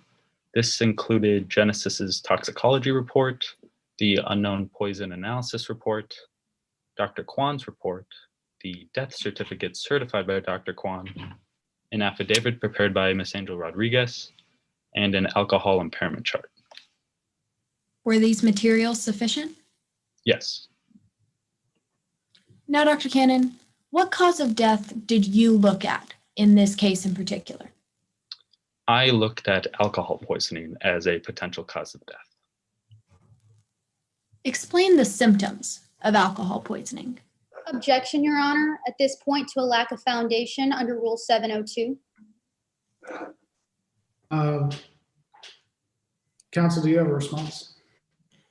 Yes, Your Honor. This is a proper expert opinion under Rule 702 because we have fulfilled prong 702A, which states that Dr. Kwan has the technical knowledge needed to be an expert. We have filled prong 702B, which states that he had sufficient materials. We have fulfilled prong 702C, which states that he had a reliable method, and prong 702D, which states that he used this method reliably in regards to today's case. Therefore, this witness has fulfilled all 4 prongs of 702 and is therefore qualified to give an expert testimony. I'm going to overrule the objection. The court's satisfied that Rule 702 and Daubert have been satisfied. However, ordinarily, it is the court's practice to require that parties formally offer their experts. So I would suggest you do that, Ms. Frankie. Yes, Your Honor. At this time, we would ask to formally offer Dr. Kwan as an expert in today's proceedings. The court recognizes Dr. Cannon as an expert in the medical field. You may Yes, proceed. Your Honor. Thank you. Now, Dr. Cannon, I'll re-ask my question. Explain the symptoms of alcohol poisoning. Well, these can include nausea, vomiting, stomach pain, slurred speech, and slowed breathing, which can then lead to respiratory arrest or the inability to breathe. Which of these symptoms did Genesis Petrillo exhibit? All of them. And in fact, Ms. Petrillo's cause of death was respiratory arrest. Now, what else did you notice, Dr. Cannon? So Dr. Kwan noted that Ms. Petrillo's blood was tested for her blood alcohol concentration, or BAC, at the hospital 2 hours after emergency services were called. Why does when Ms. Petrillo's BAC tested for matter? So a person's BAC doesn't stop increasing when a person stops drinking. It will keep increasing until their body has finished absorbing the alcohol, and then at that point, it will begin to decrease. Explain how that applies to today's case. Well, at the time that Dr. Kwan measured Ms. Petrillo's BAC, it was most likely in that period of decline. So that means if it had been tested when Ms. Petrillo had arrived, we would have a much more accurate measurement of Ms. Petrillo's peak BAC. Now, explain what Ms. Petrillo's peak BAC was. Well, without a full accounting of every alcoholic beverage that Ms. Petrillo consumed that evening, including times, amounts, and percentage of alcohol, it's simply impossible to determine what her peak BAC was. What was the BAC that the hospital measured? 0.16%. Was this consistent with Ms. Petrillo's symptoms? It was consistent with some of her symptoms, but not all of them. What were those? Well, Ms. Petrillo exhibited symptoms of incontinence or involuntary urination or defecation, and loss of consciousness and inability to stand or walk, which would be more accurate with a 0.3% BAC. Would a 0.3 BAC be more likely to cause harm? Yes, a BAC of 0.3 could very well lead to death or coma. So, Dr. Cannon, were you able to rule out alcohol poisoning as a potential cause of death? No, alcohol poisoning could have caused Ms. Petrillo's respiratory arrest. Now, Dr. Cannon, explain the treatment for an organophosphate or pesticide poisoning. It would be an antidote. Was an antidote administered in this case? Yes, Dr. Kwan administered an antidote. Did it work? No. Ms. Petrillo fell into a coma almost immediately after the antidote was administered. So would we be able to know if pesticides were Ms. Petrillo's cause of death? No, the results are inconclusive. Dr. Cannon, what did you conclude about Ms. Petrillo's cause of that respiratory arrest that led to her death? There are too many uncertainties as to what caused or could have led to Ms. Petrillo's death, and as such, there are no conclusive answers that can be reached as to what exactly caused her respiratory arrest but I do know that we cannot rule out alcohol poisoning as a potential cause of death. Thank you, Dr. Cannon. No further questions at this time, Your Honor. All right, Ms. Canales, do you have a cross-examination? Yes, Your Honor. You may proceed. Dr. Cannon, you're being paid $50,000 to testify today, is that right? I was paid $50,000 for my consultations, but yes, So you're here today, and you're also here today because you're scared you'll lose a major client, right? no, that is not one of the reasons I'm here. The CEO of Desky Corporate, one of our companies that my company works with, did approach me, but I didn't take that into consideration when forming my opinion. Well, when your client approached you, like you just mentioned, they told you that if chemical pesticides were found to be the cause of death in today's case, you would lose their business. Correct, which I found kind of insulting because, at the end of the day, I'm a doctor, not a pesticide salesman.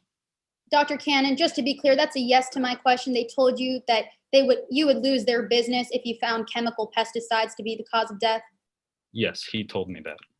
And you're testifying today that the cause of death was not chemical pesticides. Based on the evidence I found reviewing the reports of Dr. Kwan, that yes, I cannot rule out alcohol poisoning as a potential cause of death. Well, let's talk about your theory of alcohol poisoning. Now, you'd agree with me that it's extremely unlikely that a BAC of 0.16 would lead to respiratory arrest, right? Correct, but it is important to note that that was not Ms. Petrillo's peak BAC, but correct. But you don't know what Ms. Petrillo's peak BAC was. We do not. And you've actually never seen an alcohol poisoning fatality with a BAC lower than 0.3. Correct. You'd agree with me in saying that this alcohol poisoning theory doesn't account for the pesticides in Ms. Petrillo's body. That is correct. Now, it's true that you actually came to court today with 4 theories, right? That is correct, but I only seriously considered alcohol poisoning. So you determined that your other ones weren't good enough, right? I did not believe in their value to be presented today in court, correct? So you have no way of explaining how the pesticides would have gotten into Ms. Petrillo's system with your alcohol poisoning theory. Is that true? That is correct. Now, you'd actually agree with me in saying that you think that the respiratory arrest in today's case was most likely due to organophosphate poisoning. It was more likely than alcohol poisoning, although that doesn't mean that it is more than 50% likely overall, if you're understanding what I'm saying. Well, I'm not asking you about any percentages, Dr. Cannon. I'm simply asking you that you found that it was most likely that the respiratory arrest in today's case was due to pesticide poisoning. Yes, it is more likely than alcohol poisoning. And you also think that that was due to the wine produced at Peony Estates. Yes, that would be the more likely cause. Thank you, Your Honor. I have no further questions. All right, Ms. Frankie, do you have a redirect for this witness? No redirect, Your Honor. I just ask that my witness be allowed to step down from the stand. All right, Dr. Cannon, you are permitted to step down. And does the defense wish that this witness be excused?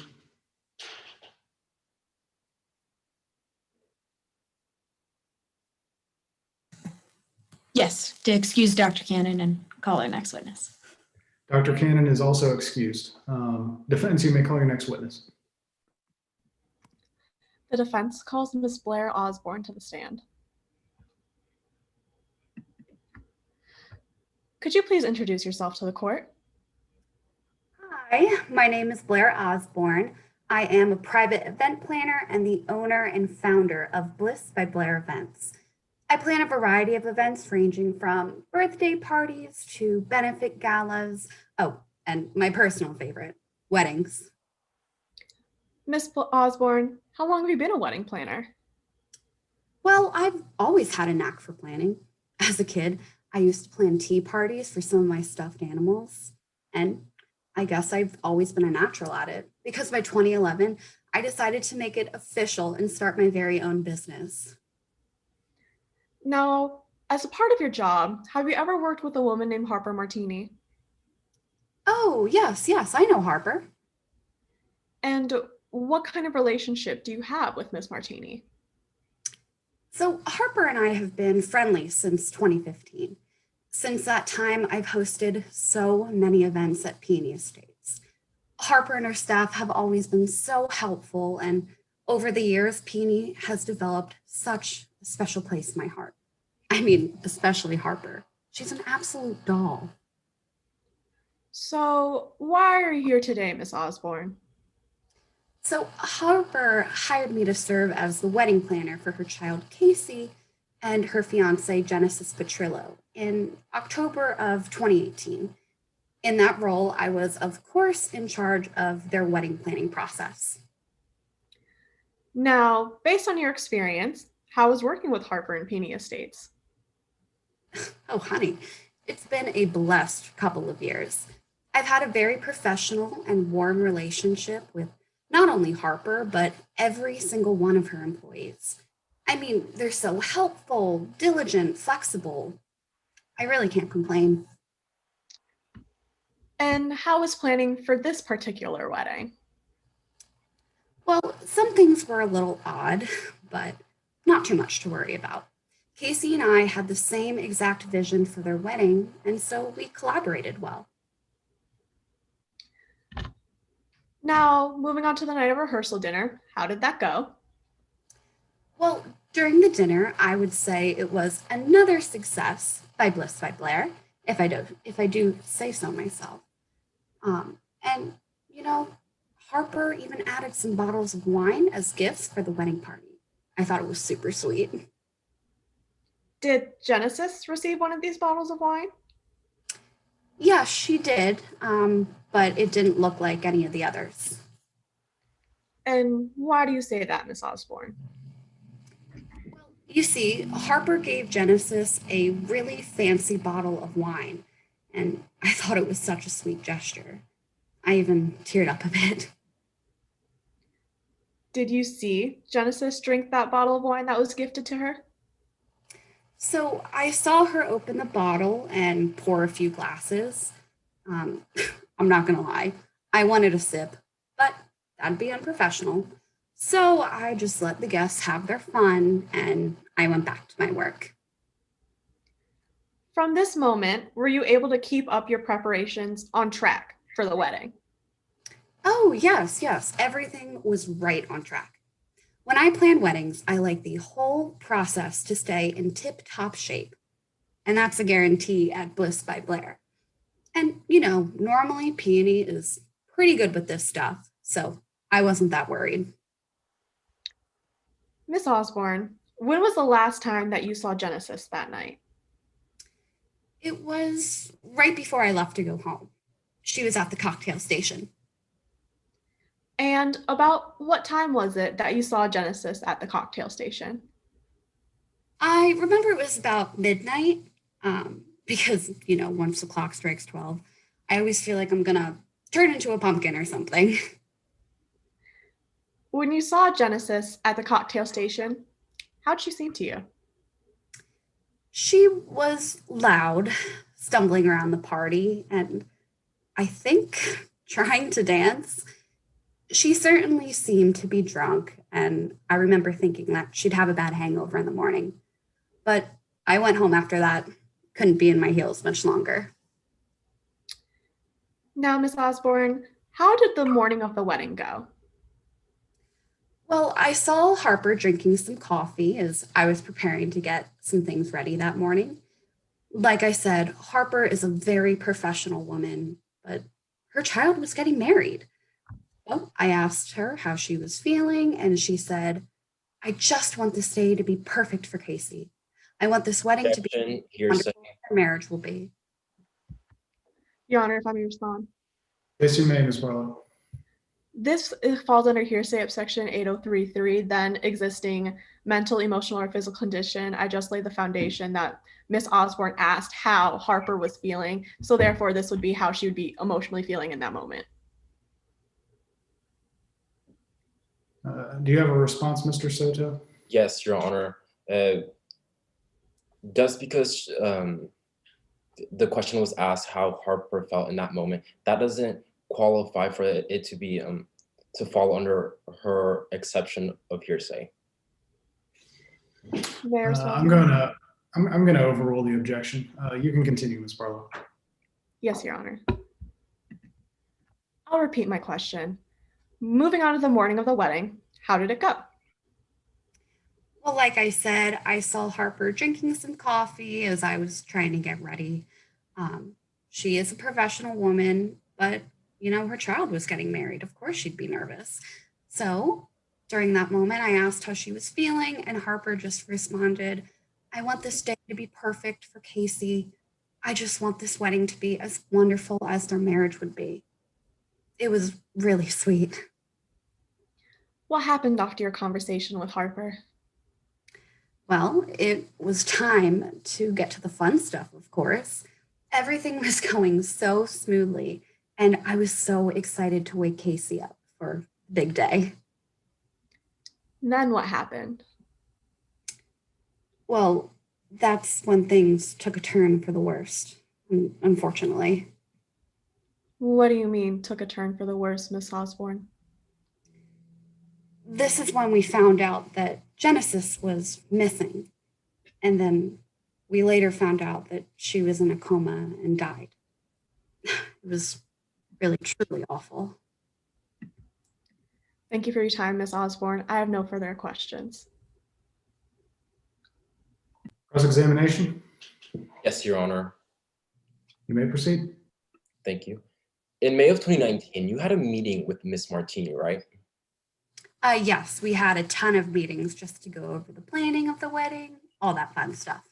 And this was about decor options for the wedding. Yes, you know, I take those things very seriously as an event planner. And during the meeting, Miss Martini received a phone call. Yes, I don't know who was on the other line though. When she spoke on the phone, she said, I don't care what that Icon Keith says, right? If my memory serves me correctly, yes, I believe she did say that. After that, she said, keep the Carol bottle where it is. No, don't move the pesticide, correct? Yes, I think she was just trying to focus on the wedding. Now, you didn't see the bottle before it was given to Genesis, right? No, I did not. You don't know where the Carol bottle of wine was stored. No, I didn't until it was presented to Genesis, obviously. And you can't tell us anything about the bottling area at Peony Estates. Well, no, honey, I'm just an event planner. That's Or not how it was kept. I'm sorry? You can't tell us how it was kept either. No, honey, that's not what I do. So you started working at Peony Estates in 2015. Yes, Harper was a lifesaver. You've held events there since then, Yes, such a special place in my heart. and you've established a great relationship with all the employees, right? Yes, I love them all to death. And you'd consider Mr. Martini family. Yeah, when she asked me to plan the wedding for her child, I teared up a bit. It was like planning for family. And now you're testifying on behalf of Miss Martini, correct? Yes, as the event planner of how Thank things you. went on. No other today. questions, Your Honor. First, I'm going to say, please avoid talking over the witness while she's talking. I know that's somewhat difficult on Zoom, but I would just direct everyone to keep that in mind. Mr. Soto, could you please repeat what you just said, your objection? I did not have an objection, Your Honor. I stopped asking questions. Okay, so your cross-examination is over and you don't have any more questions. Is that correct? Yes, Your Honor. All right. If Your Honor would like, could I have my witness finish the last thing that she was saying, just for clarification? Yes, Ms. Osborne, if you could please repeat the end of your last answer. Yeah, of course. I mean, I'm sorry, could you repeat the question? Yes, and now you're testifying on behalf of Miss Martini. Oh, yes, I'm sorry. As the event planner of just what went on during the months and the day of the wedding. So is that a yes? Yes, it is, sir. Okay. Thank you. No further questions at this time. All right, any redirect? No redirect, Your Honor. I just asked that my witness be able to step down. All right, Ms. Osborne, you are free to step down. Is the witness excused? Thank you. You are excused, Ms. Osborne. Defendants, you may call your next witness. Yes, Your Honor. The defense calls Mr. Austin Lewis to the stand.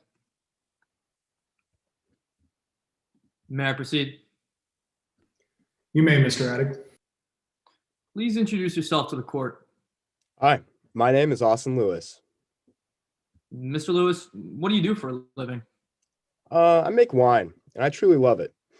I grew up watching my mom do exactly what she loves, and now I'm following her footsteps and doing exactly what I love. Wine is truly my whole life. Where do you currently work? I currently work at Harper Martini's winery. When Harper offered me the position, I accepted on the spot. I mean, she's a virtuoso winemaker and knows all the ins and outs of the business. What are your responsibilities at P&E Estates? Let's see. I oversee our growing, harvesting, fermentation, aging, and bottling. Harper deals more with the business side. We're really the perfect partners in wine, you know? But that being said, things aren't always perfect, and we do run into some problems. What do you mean by that, Mr. Lewis? Yeah, we have a pest problem because the winery is actually right next to a swamp, which in turn can harm our grapes. How do you deal with these pests usually? Well, at first, we really tried to control the infestations with organic solution, but unfortunately, we learned that this option was just impossible. Not only was it too expensive, but it also wasn't even 100% effective. So then how does P&E Estates deal with the pests now? Well, since October, oh, sorry about that. Since October of 2015, we started using chemical pesticides on the vines and around the foundations of the wine production building. Did you have any concerns about these pesticides? Yeah, we did. What were some of those? My biggest concern really was the buildup of pesticides in the crops, since our vineyard's actually on a slope.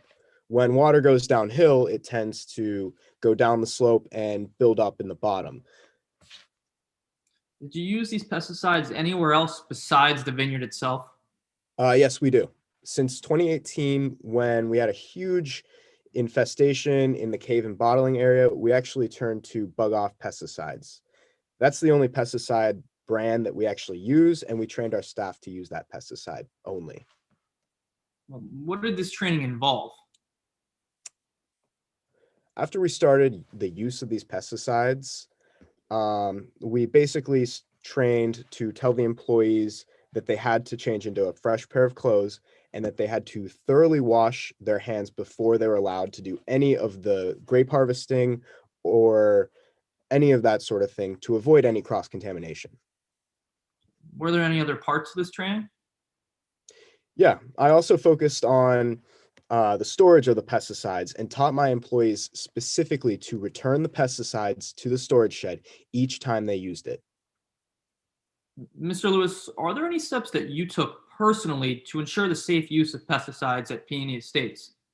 Yeah, as I mentioned, I was concerned about the unsafe buildup of these pesticides at the bottom of the slope of the winery. So starting in 2016, I roped off portions of the vineyard with the worst drainage so that those grapes wouldn't be used. I would then throw those grapes out. Were you able to do this with every batch of grapes? No, in August 2018, I was out of town for a family emergency, but I told Harper to throw the grapes out. Do you have any reason to believe that Harper didn't throw those grapes out? Well, Harper was reluctant to throw out any of the grapes out of fear of wasting them, but she did agree to eventually follow my instructions. So, you know, usually the harvest size varies year to year, but it looked about the same as typical. And also, losing these grapes wasn't really my biggest concern. Why do you say that, Mr. Lewis? Well, in 2018, we developed a bad roach and mite infestation within the cave and bottling area. We didn't want to use pesticides there, but at this point we had no choice. So we started prepping to spray those two areas. Did this spray ever take place? Yes, we cleared the cave of all the wine casks as required by the health code, and then sprayed and waited 48 hours to put any casks back in. Was this the only time you sprayed indoors? No. In order to keep up with the pesticides, we had to periodically spray more pesticide indoors. We followed the health codes and safety regulations each time for indoor spraying. What did those regulations involve, just to be clear for the jury? Yeah, we had to move all the casks out. We had to spray the pesticides and then wait exactly 48 hours. Objection, Your Honor. Lack of personal knowledge or lack of foundation on that personal knowledge. You have a response, counsel? Yes, Your Honor. Mr. Austin Lewis already testified to the fact that the proper procedure is to take the casts out, spray, and then wait 48 hours to put that material back into the cave or bottling area, or wherever they're spraying at the time. Furthermore, Mr. Lewis oversees all of these sprays and the use of pesticide at Peony Estates. He specializes in making sure that every bottle of wine that Peony Estates produce is produced safely, and therefore he would know what these health code standards are. I'm going to sustain the objection. Please move on, counsel. Yes, Your Honor. Now, Mr. Lewis, how does this all relate to today's case? Well, people have thrown out some crazy accusations about what happened to Genesis Petrillo, but I don't really believe any of them. Objection, Your Honor. Relevance to the witness's own beliefs about the accusations that have been thrown out against Peony Estates. You have a response, counsel? Yes, Your Honor. Some of these accusations have involved the misuse of pesticides at Peony Estates. As mentioned, Mr. Lewis oversees the use of all of these pesticides at Peony Estates and would be able to tell us whether or not there was this misuse going on in his own opinion. Therefore, this is relevant. Furthermore, the bar for relevancy is low. Your Honor, if I may respond.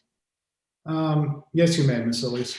Well, I do believe that the arguments that pesticide was being used properly at Peony is relevant. I don't believe that this witness's feelings about that usage being correct is relevant in today's case, because they are not that's not making any fact in today's case more or less relevant. They're simply stating their own opinions on this case, and that's not relevant in today's case. I'm going to overrule your objection, counsel. Relevance is a low bar.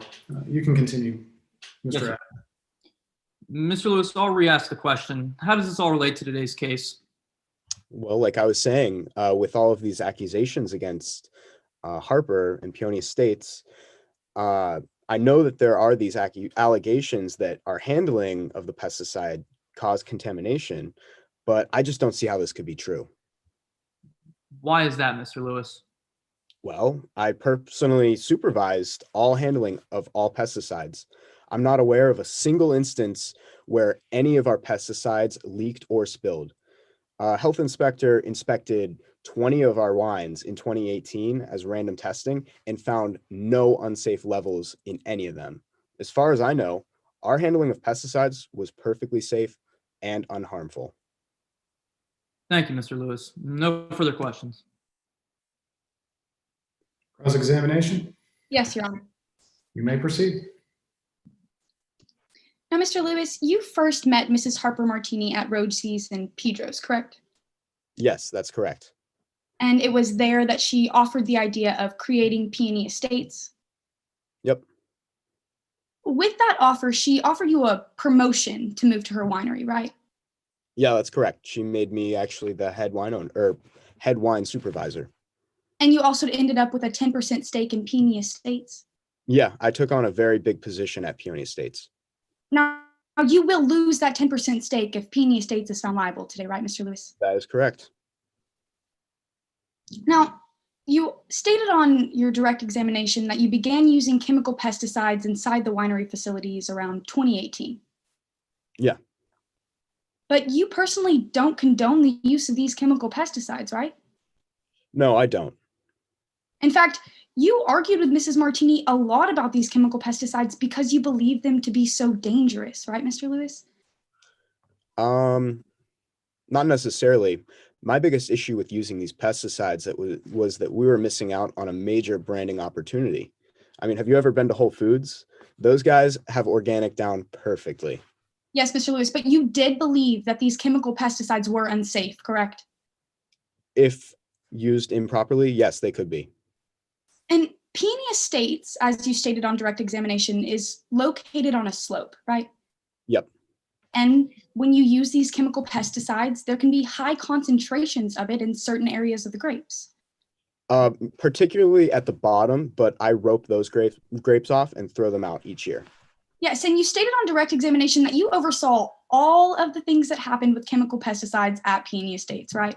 Pretty much, yeah. But that's not true, is it, Mr. Lewis? Well, like I said, I basically also was out of town one weekend, so I left it to Harper Martini one time. So that's a no, Mr. Lewis. You didn't personally oversee all of the production at Peony Estates with chemical pesticides. Not that one weekend. I had a family emergency and I couldn't. And speaking of that one weekend, you never even followed up to make sure that these dangerous grapes were taken care of, did you? Well, I talked with Harper, and after some reluctance, she agreed to it. So there was really no need. Now, you never discussed these grapes being handled after the fact with Mrs. Martini, right? No, I just assumed she did it and I moved on. And no employee at Peony Estates told you that it was properly taken care of? No one needed to. So you cannot be sure today that those grapes were ever properly discarded of in 2018. I can't be certain 100%, but our volume of grapes that we harvested was matching what we typically put out. Now, Mr. Lewis, the wine at Peony Estates is produced yearly, correct? Yes, that's correct. So these 2018 grapes would have made Peony Estates 2019 wine. That is correct. Now, Peony Estates was also cited for improper storage of chemical pesticides in May of 2019, right? Yeah, actually, we were beginning to start a spraying exactly when the health inspector came. It was the worst luck ever, and we owned up to it. Now, Mr. Lewis, you admitted that that was a pretty convenient excuse, didn't you? It was, but it was the truth. And because of this constant mishandling of pesticides, you wanted to retrain employees at Peony Estates, didn't you? I did. Yes, I did. But Mrs. Martini forbade you from doing so. Yeah, we were right in the middle of growing season, and she wanted all hands on deck to make sure that we were properly harvesting all grapes.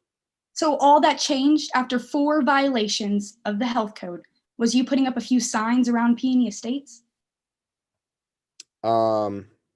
Yeah, I basically urged all employees to wash their hands before using any pesticides and after using any pesticides. Now, Mr. Lewis, you did not believe that that was anywhere near sufficient enough to fix the violations at Peony Estates, did you? No. No further questions, Your Honor. All right, redirect. No redirect, Your Honor. I just asked that Mr. Lewis be allowed to step down. Mr. Lewis will be allowed to step down, and he is excused. All right, defendants, do you have any more witnesses? At this point, Your Honor, the defense arrests its case in chief and asks for a brief 5 to 10 minute recess before closing arguments. All right, we're going to take a 5-minute break before It looks closing like they argument. might not have time for a break because all loss, just looking at their all loss time. So maybe just 5 minutes or something shorter so they don't have to. I was about to say 5 minutes. Oh, sorry. We can do something shorter if that's going to be a problem. Let's make it. All right, we'll do 5 minutes. I have the time at 4:39, so we'll get back to it at 4:44, and then we will proceed with closing arguments. All right, the court stands in recess.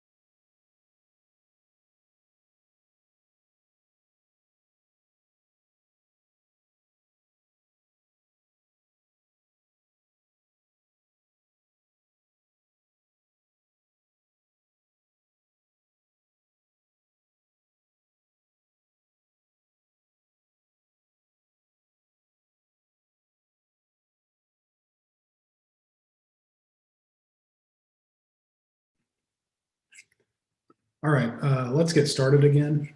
I just want to make sure, counsel, you're all here. Yes, Your Honor. The plaintiff is as well, Your Honor. All right, and our scoring judges are here. Yeah, I am. I am as well. All right, we will now hear closing arguments from each party. First, I want to make sure that both of the parties have closed their cases. The defense has closed its case. Yes, Your Honor, the plaintiff in chief also rests. All right, I'm gonna tell everyone you should please switch back to speaker view. You can select that in the top right-hand corner on Zoom. And with that, we will hear closing arguments from the plaintiff. Your Honor, I'd like to begin by reserving any remaining time for rebuttal. How much time do you expect you need for rebuttal? Roughly a minute, if time does allow. All right. You will be allowed to have 1 minute for rebuttal. You may proceed, counsel. Your Honor, opposing counsel and members of the jury, may it please the court.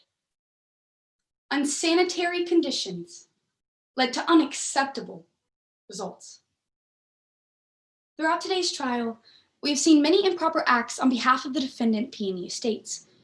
And while the defense has attempted to downplay those acts as mistakes or even offer convenient excuses, the simple fact of today's case is that a life was lost at the hands of P&E Estates.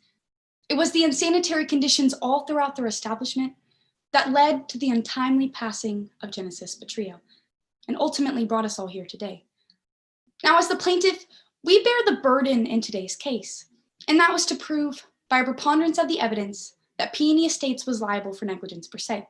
And as my co-counselor, Mrs. Canales, explained in opening statements, that simply means that the case we have presented to you today must be found more likely than not to be true.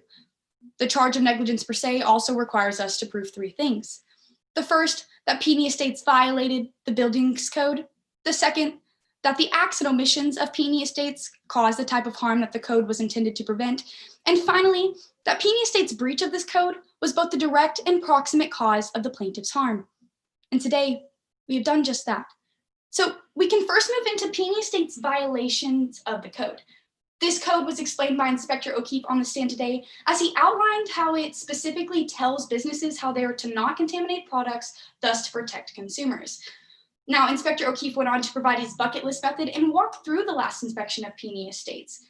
Members of the jury, we saw the multiple violations that were spread all across P&E Estates, and they come together to prove that they violated the code, specifically Section 2 in regards to pest control. Now, this section specifically highlights how businesses are to handle pests and how they are to use pesticides in a manner that prevents contamination. However, this was not done throughout P&E Estates for three main reasons. The first being that proper precautions were not taken when dealing with dangerous pesticide.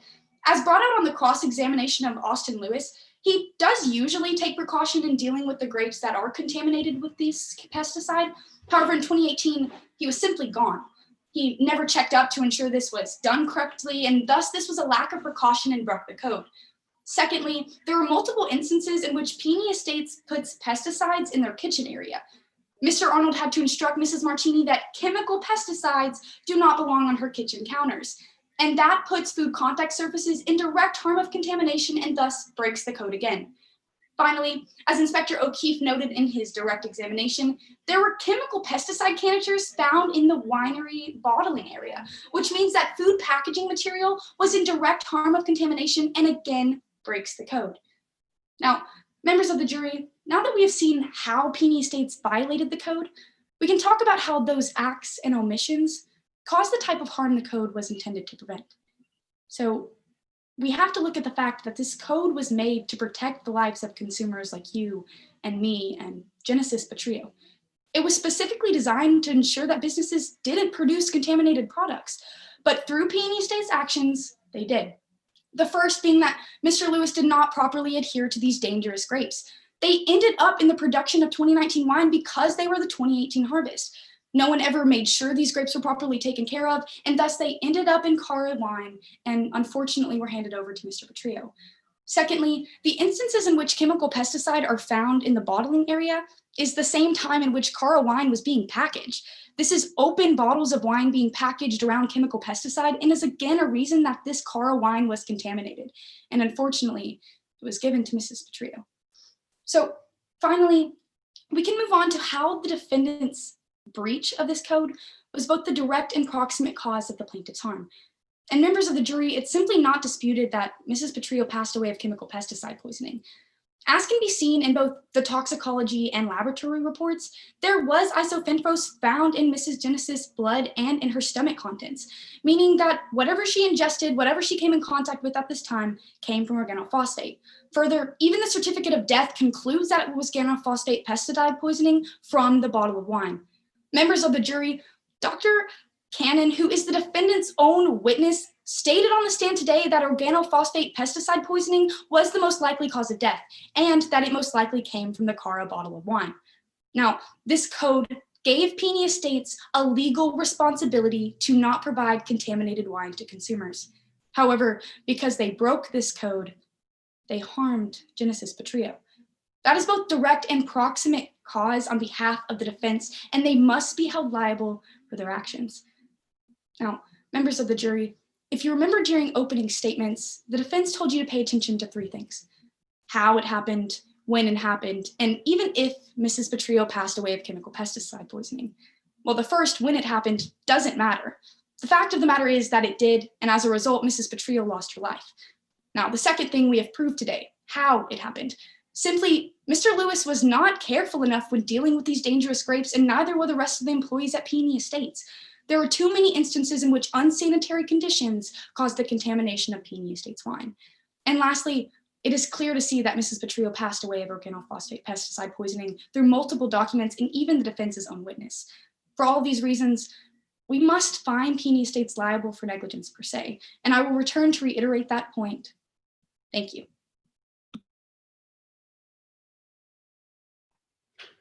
All right, defendants, you may begin your closing arguments. Yes, Your Honor. Members of the jury, the death of Genesis Petrillo was a tragic event. For Casey Soto to lose her spouse the night before they were supposed to spend the rest of their lives together is a pain that nobody should have to feel. The community of Peony Estates aches for her loss. But we cannot take responsibility for it. Why? Because today, the easy answer is not the right one. Despite this, members of the jury, the plaintiff has come before you and charged Peony Estates with negligence per se. Now, in order to prove negligence per se, they need to show you two things in today's case.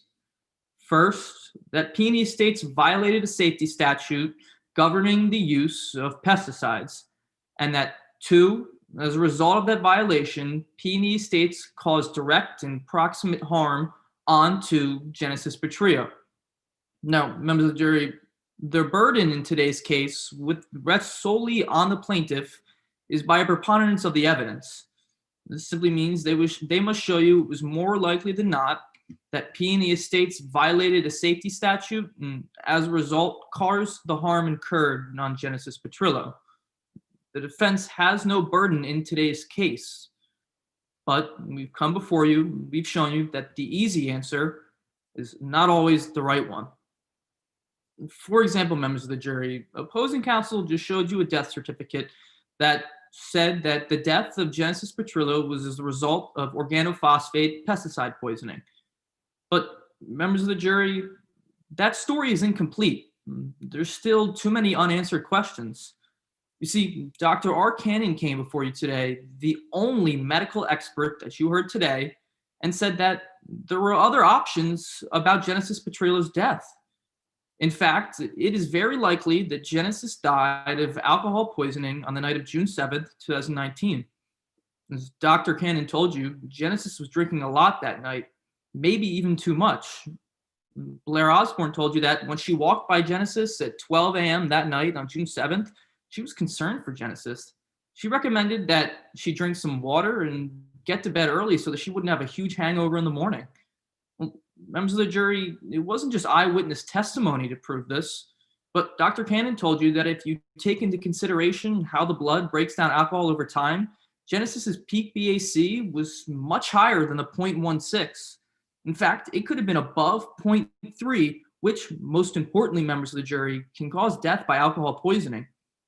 Simply put, we cannot conclude scientifically that it was more likely than not that Genesis died of pesticide poisoning. But that's not the only thing that the plaintiff failed to prove to you today. Members of the jury, I really want you to think about the story and the things that they are asking you to assume. You see, the plaintiff wants you to assume that starting all the way back in 2016, with the first anonymous and unconfirmed tip that Lonnie Paris got, pesticide misuse was rampant at Peony Estates. See, the plaintiff wants you to believe that in 2019, when Atkins O'Keefe first showed up, that as Peony Estates was serving the customers successfully and safely, that they were continually misusing pesticides. Well, members of the jury, when did you hear from Mr. Atkins O'Keefe that the vineyard or the storage area was in unsafe conditions? Well, you didn't. In fact, you heard that both of those areas at Peony Estates were up to code when he arrived in May 2019. Well, when did you hear from Mr. Atkins O'Keefe that the conditions were so severe at Peony Estates that he had to shut down all production? Well, you didn't. In fact, Mr. Atkins O'Keefe allowed Peony Estates to keep producing after these 4 violations because the conditions were still safe at that time to bottle and serve alcohol. And members of the jury, when did you hear that Mr. Atkins O'Keefe tested the wine and found that it had unsafe levels of pesticides in them? Well, you didn't. In fact, you heard from Mr. Austin Lewis that upon a random inspection of all the wine at Peony Estates, none of it tested positive for unsafe levels of pesticide. Now, members of the jury, this dedication to safety and professionalism was a result of the work of Mr. Austin Lewis. See, Mr. Lewis told you that in 2015, he started personally training all the employees at Peony Estates on how to properly use pesticides. You heard that in 2016, Mr. Austin Lewis went out of his way to rope up all of the unsafe grapes and throw them out before the harvest at a profit loss for Peony Estates. You heard that in 2018, upon the citations from Mr. Atkins O'Keefe, Mr. Lewis immediately followed up and made sure to hang signs instructing his employees to follow all of the guidelines and safety protocols for the use of pesticides. You see, members of the jury, I can't tell you how the pesticide would have gotten into the wine at Peony Estates. In fact, you heard from Sam Arnold that as he held the bottle in his hand, inches from his face, he noticed that the bottle was not tampered with. There was no wine leaking on the side, that there was no indication that that Cara bottle of wine that's been talked about all of today's trial was open at all. Members of the jury, I cannot tell you how the pesticide would have gotten into the wine, but neither can the plaintiff. More importantly, it was their burden to do so today, and they failed to meet that burden. Members of the jury, that's because the plaintiff chose to go with the easy answer in today's case, not the right one. Find Peony Estates not liable for negligence. Thank you. All right, your rebuttal, plaintiff? Yes, Your Honor. Members of the jury, while the easy answer isn't always the right answer, it simply is in today's trial.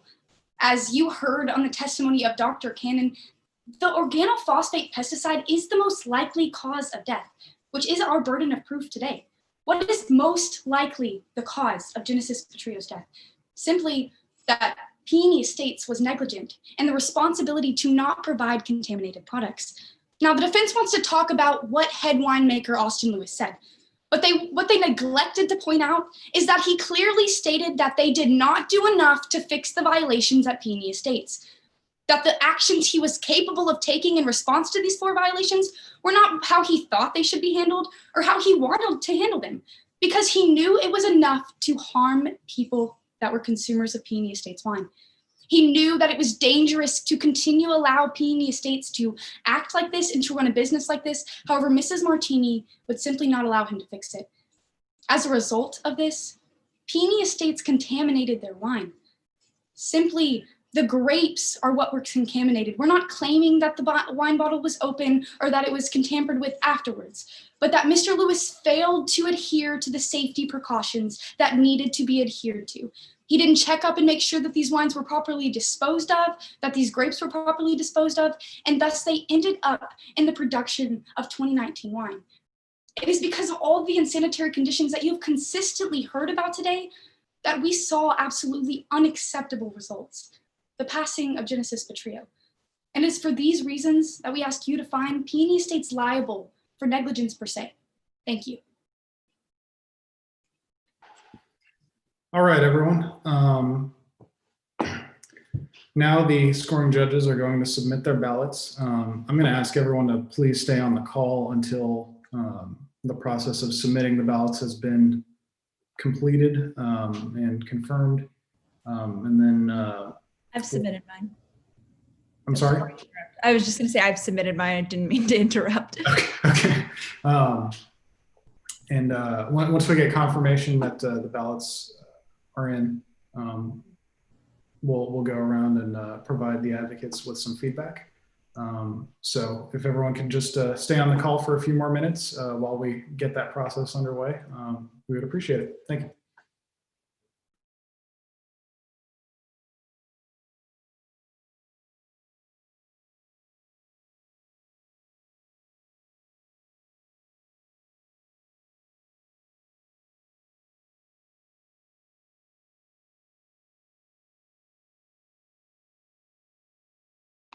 All right, and I finished as well. All right, thank you.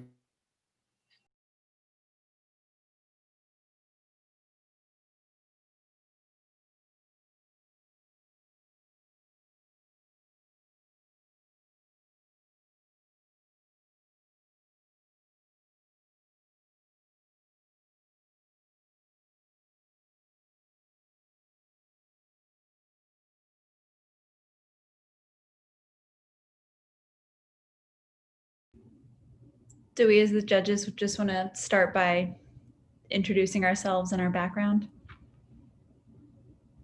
Let's just make sure the ballots are in, and then we can do that when we go around and give feedback. Okay.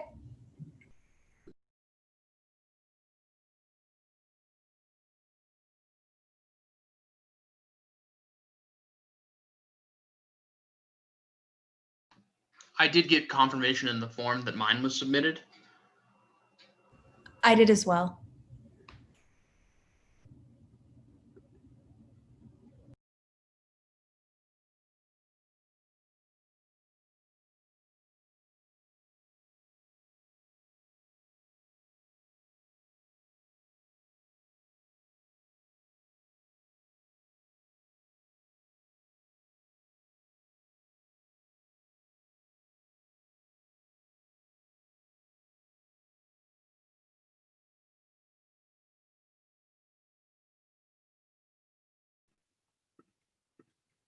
All right, just got confirmation that we're good to go. I'll start us off with some, global comments. I think everyone did a great job, especially under the circumstances. Obviously, this has been an unusual year for many reasons, but this experience has been unusual as well compared to the in-person version. But everyone did a great job in spite of that. I think we had some very good advocates here, and you all knew the law very well. I may have been a little more formal than some of your other judges. That's on purpose. It's not because I'm mean. It's just sometimes you're going to encounter judges like that in the real world. So I like to be a little more formal in how I run the courtroom. And just to give you all some background about myself, I'm a Baylor Law graduate. I graduated at the start of this year, right before the pandemic hit. So that was an interesting experience. I'm a law clerk in the Eastern District of Texas for Chief Judge Gilstrap. This is my second year judging this tournament. I've certainly enjoyed it. I've enjoyed getting to see all the advocates and participating. So with that, I'll hand off to the scoring judges for their own feedback. Hi, I'm Tanner Sheaf. I am a 1L here at Baylor Law. Before that, I went to UT and I was on UT mock trial, and I also did mock trial in high school. So I've been where y'all are, but not exactly, because I have not been doing it online. It seems terrifying. So y'all did a really great job given the circumstances that you're all in. And I really enjoyed judging this round. I've judged 2 before this, and I by far enjoyed this one the most. My biggest overarching note was, especially on directs, because it's online, it's really easy for things to seem monotonous. And so I really think varying your tone, the use of exhibits and demonstratives was really helpful to kind of break that up. But maybe just even record yourself and see how it sounds, and see if there are lulls that you would find yourself zoning out in, especially when you've done this so many times, you're used to hearing it. You need to kind of find moments to make those changes that make it easier to focus. Also, this is a more technical thing, but if your camera is below you and you're looking at something behind the camera or above it, it can look like you're reading notes. So if that's your situation, I think some of y'all's screen is behind where your camera is. And so at the beginning I was like, oh, they're looking at notes. And I was like getting heated. And then I realized you were watching it the entire time. And I was like, okay, so they're not just looking at notes. I mean, hopefully not. I'm sure some people are. But if you are doing that, maybe even just clarify to the judge at the beginning, be like, either in pretrial, say, Your Honor, if some of us aren't looking directly at the camera, it's because our screens are behind the camera, just so they don't think that you're looking at notes, because that can be something confusing. I had the last round I judged, almost an entire team was looking at notes, like eyes scrolling the entire time, and that was really frustrating. And so I was kind of prepared for that this time. And then I realized that's not what y'all were doing. You were just looking at the screen behind it.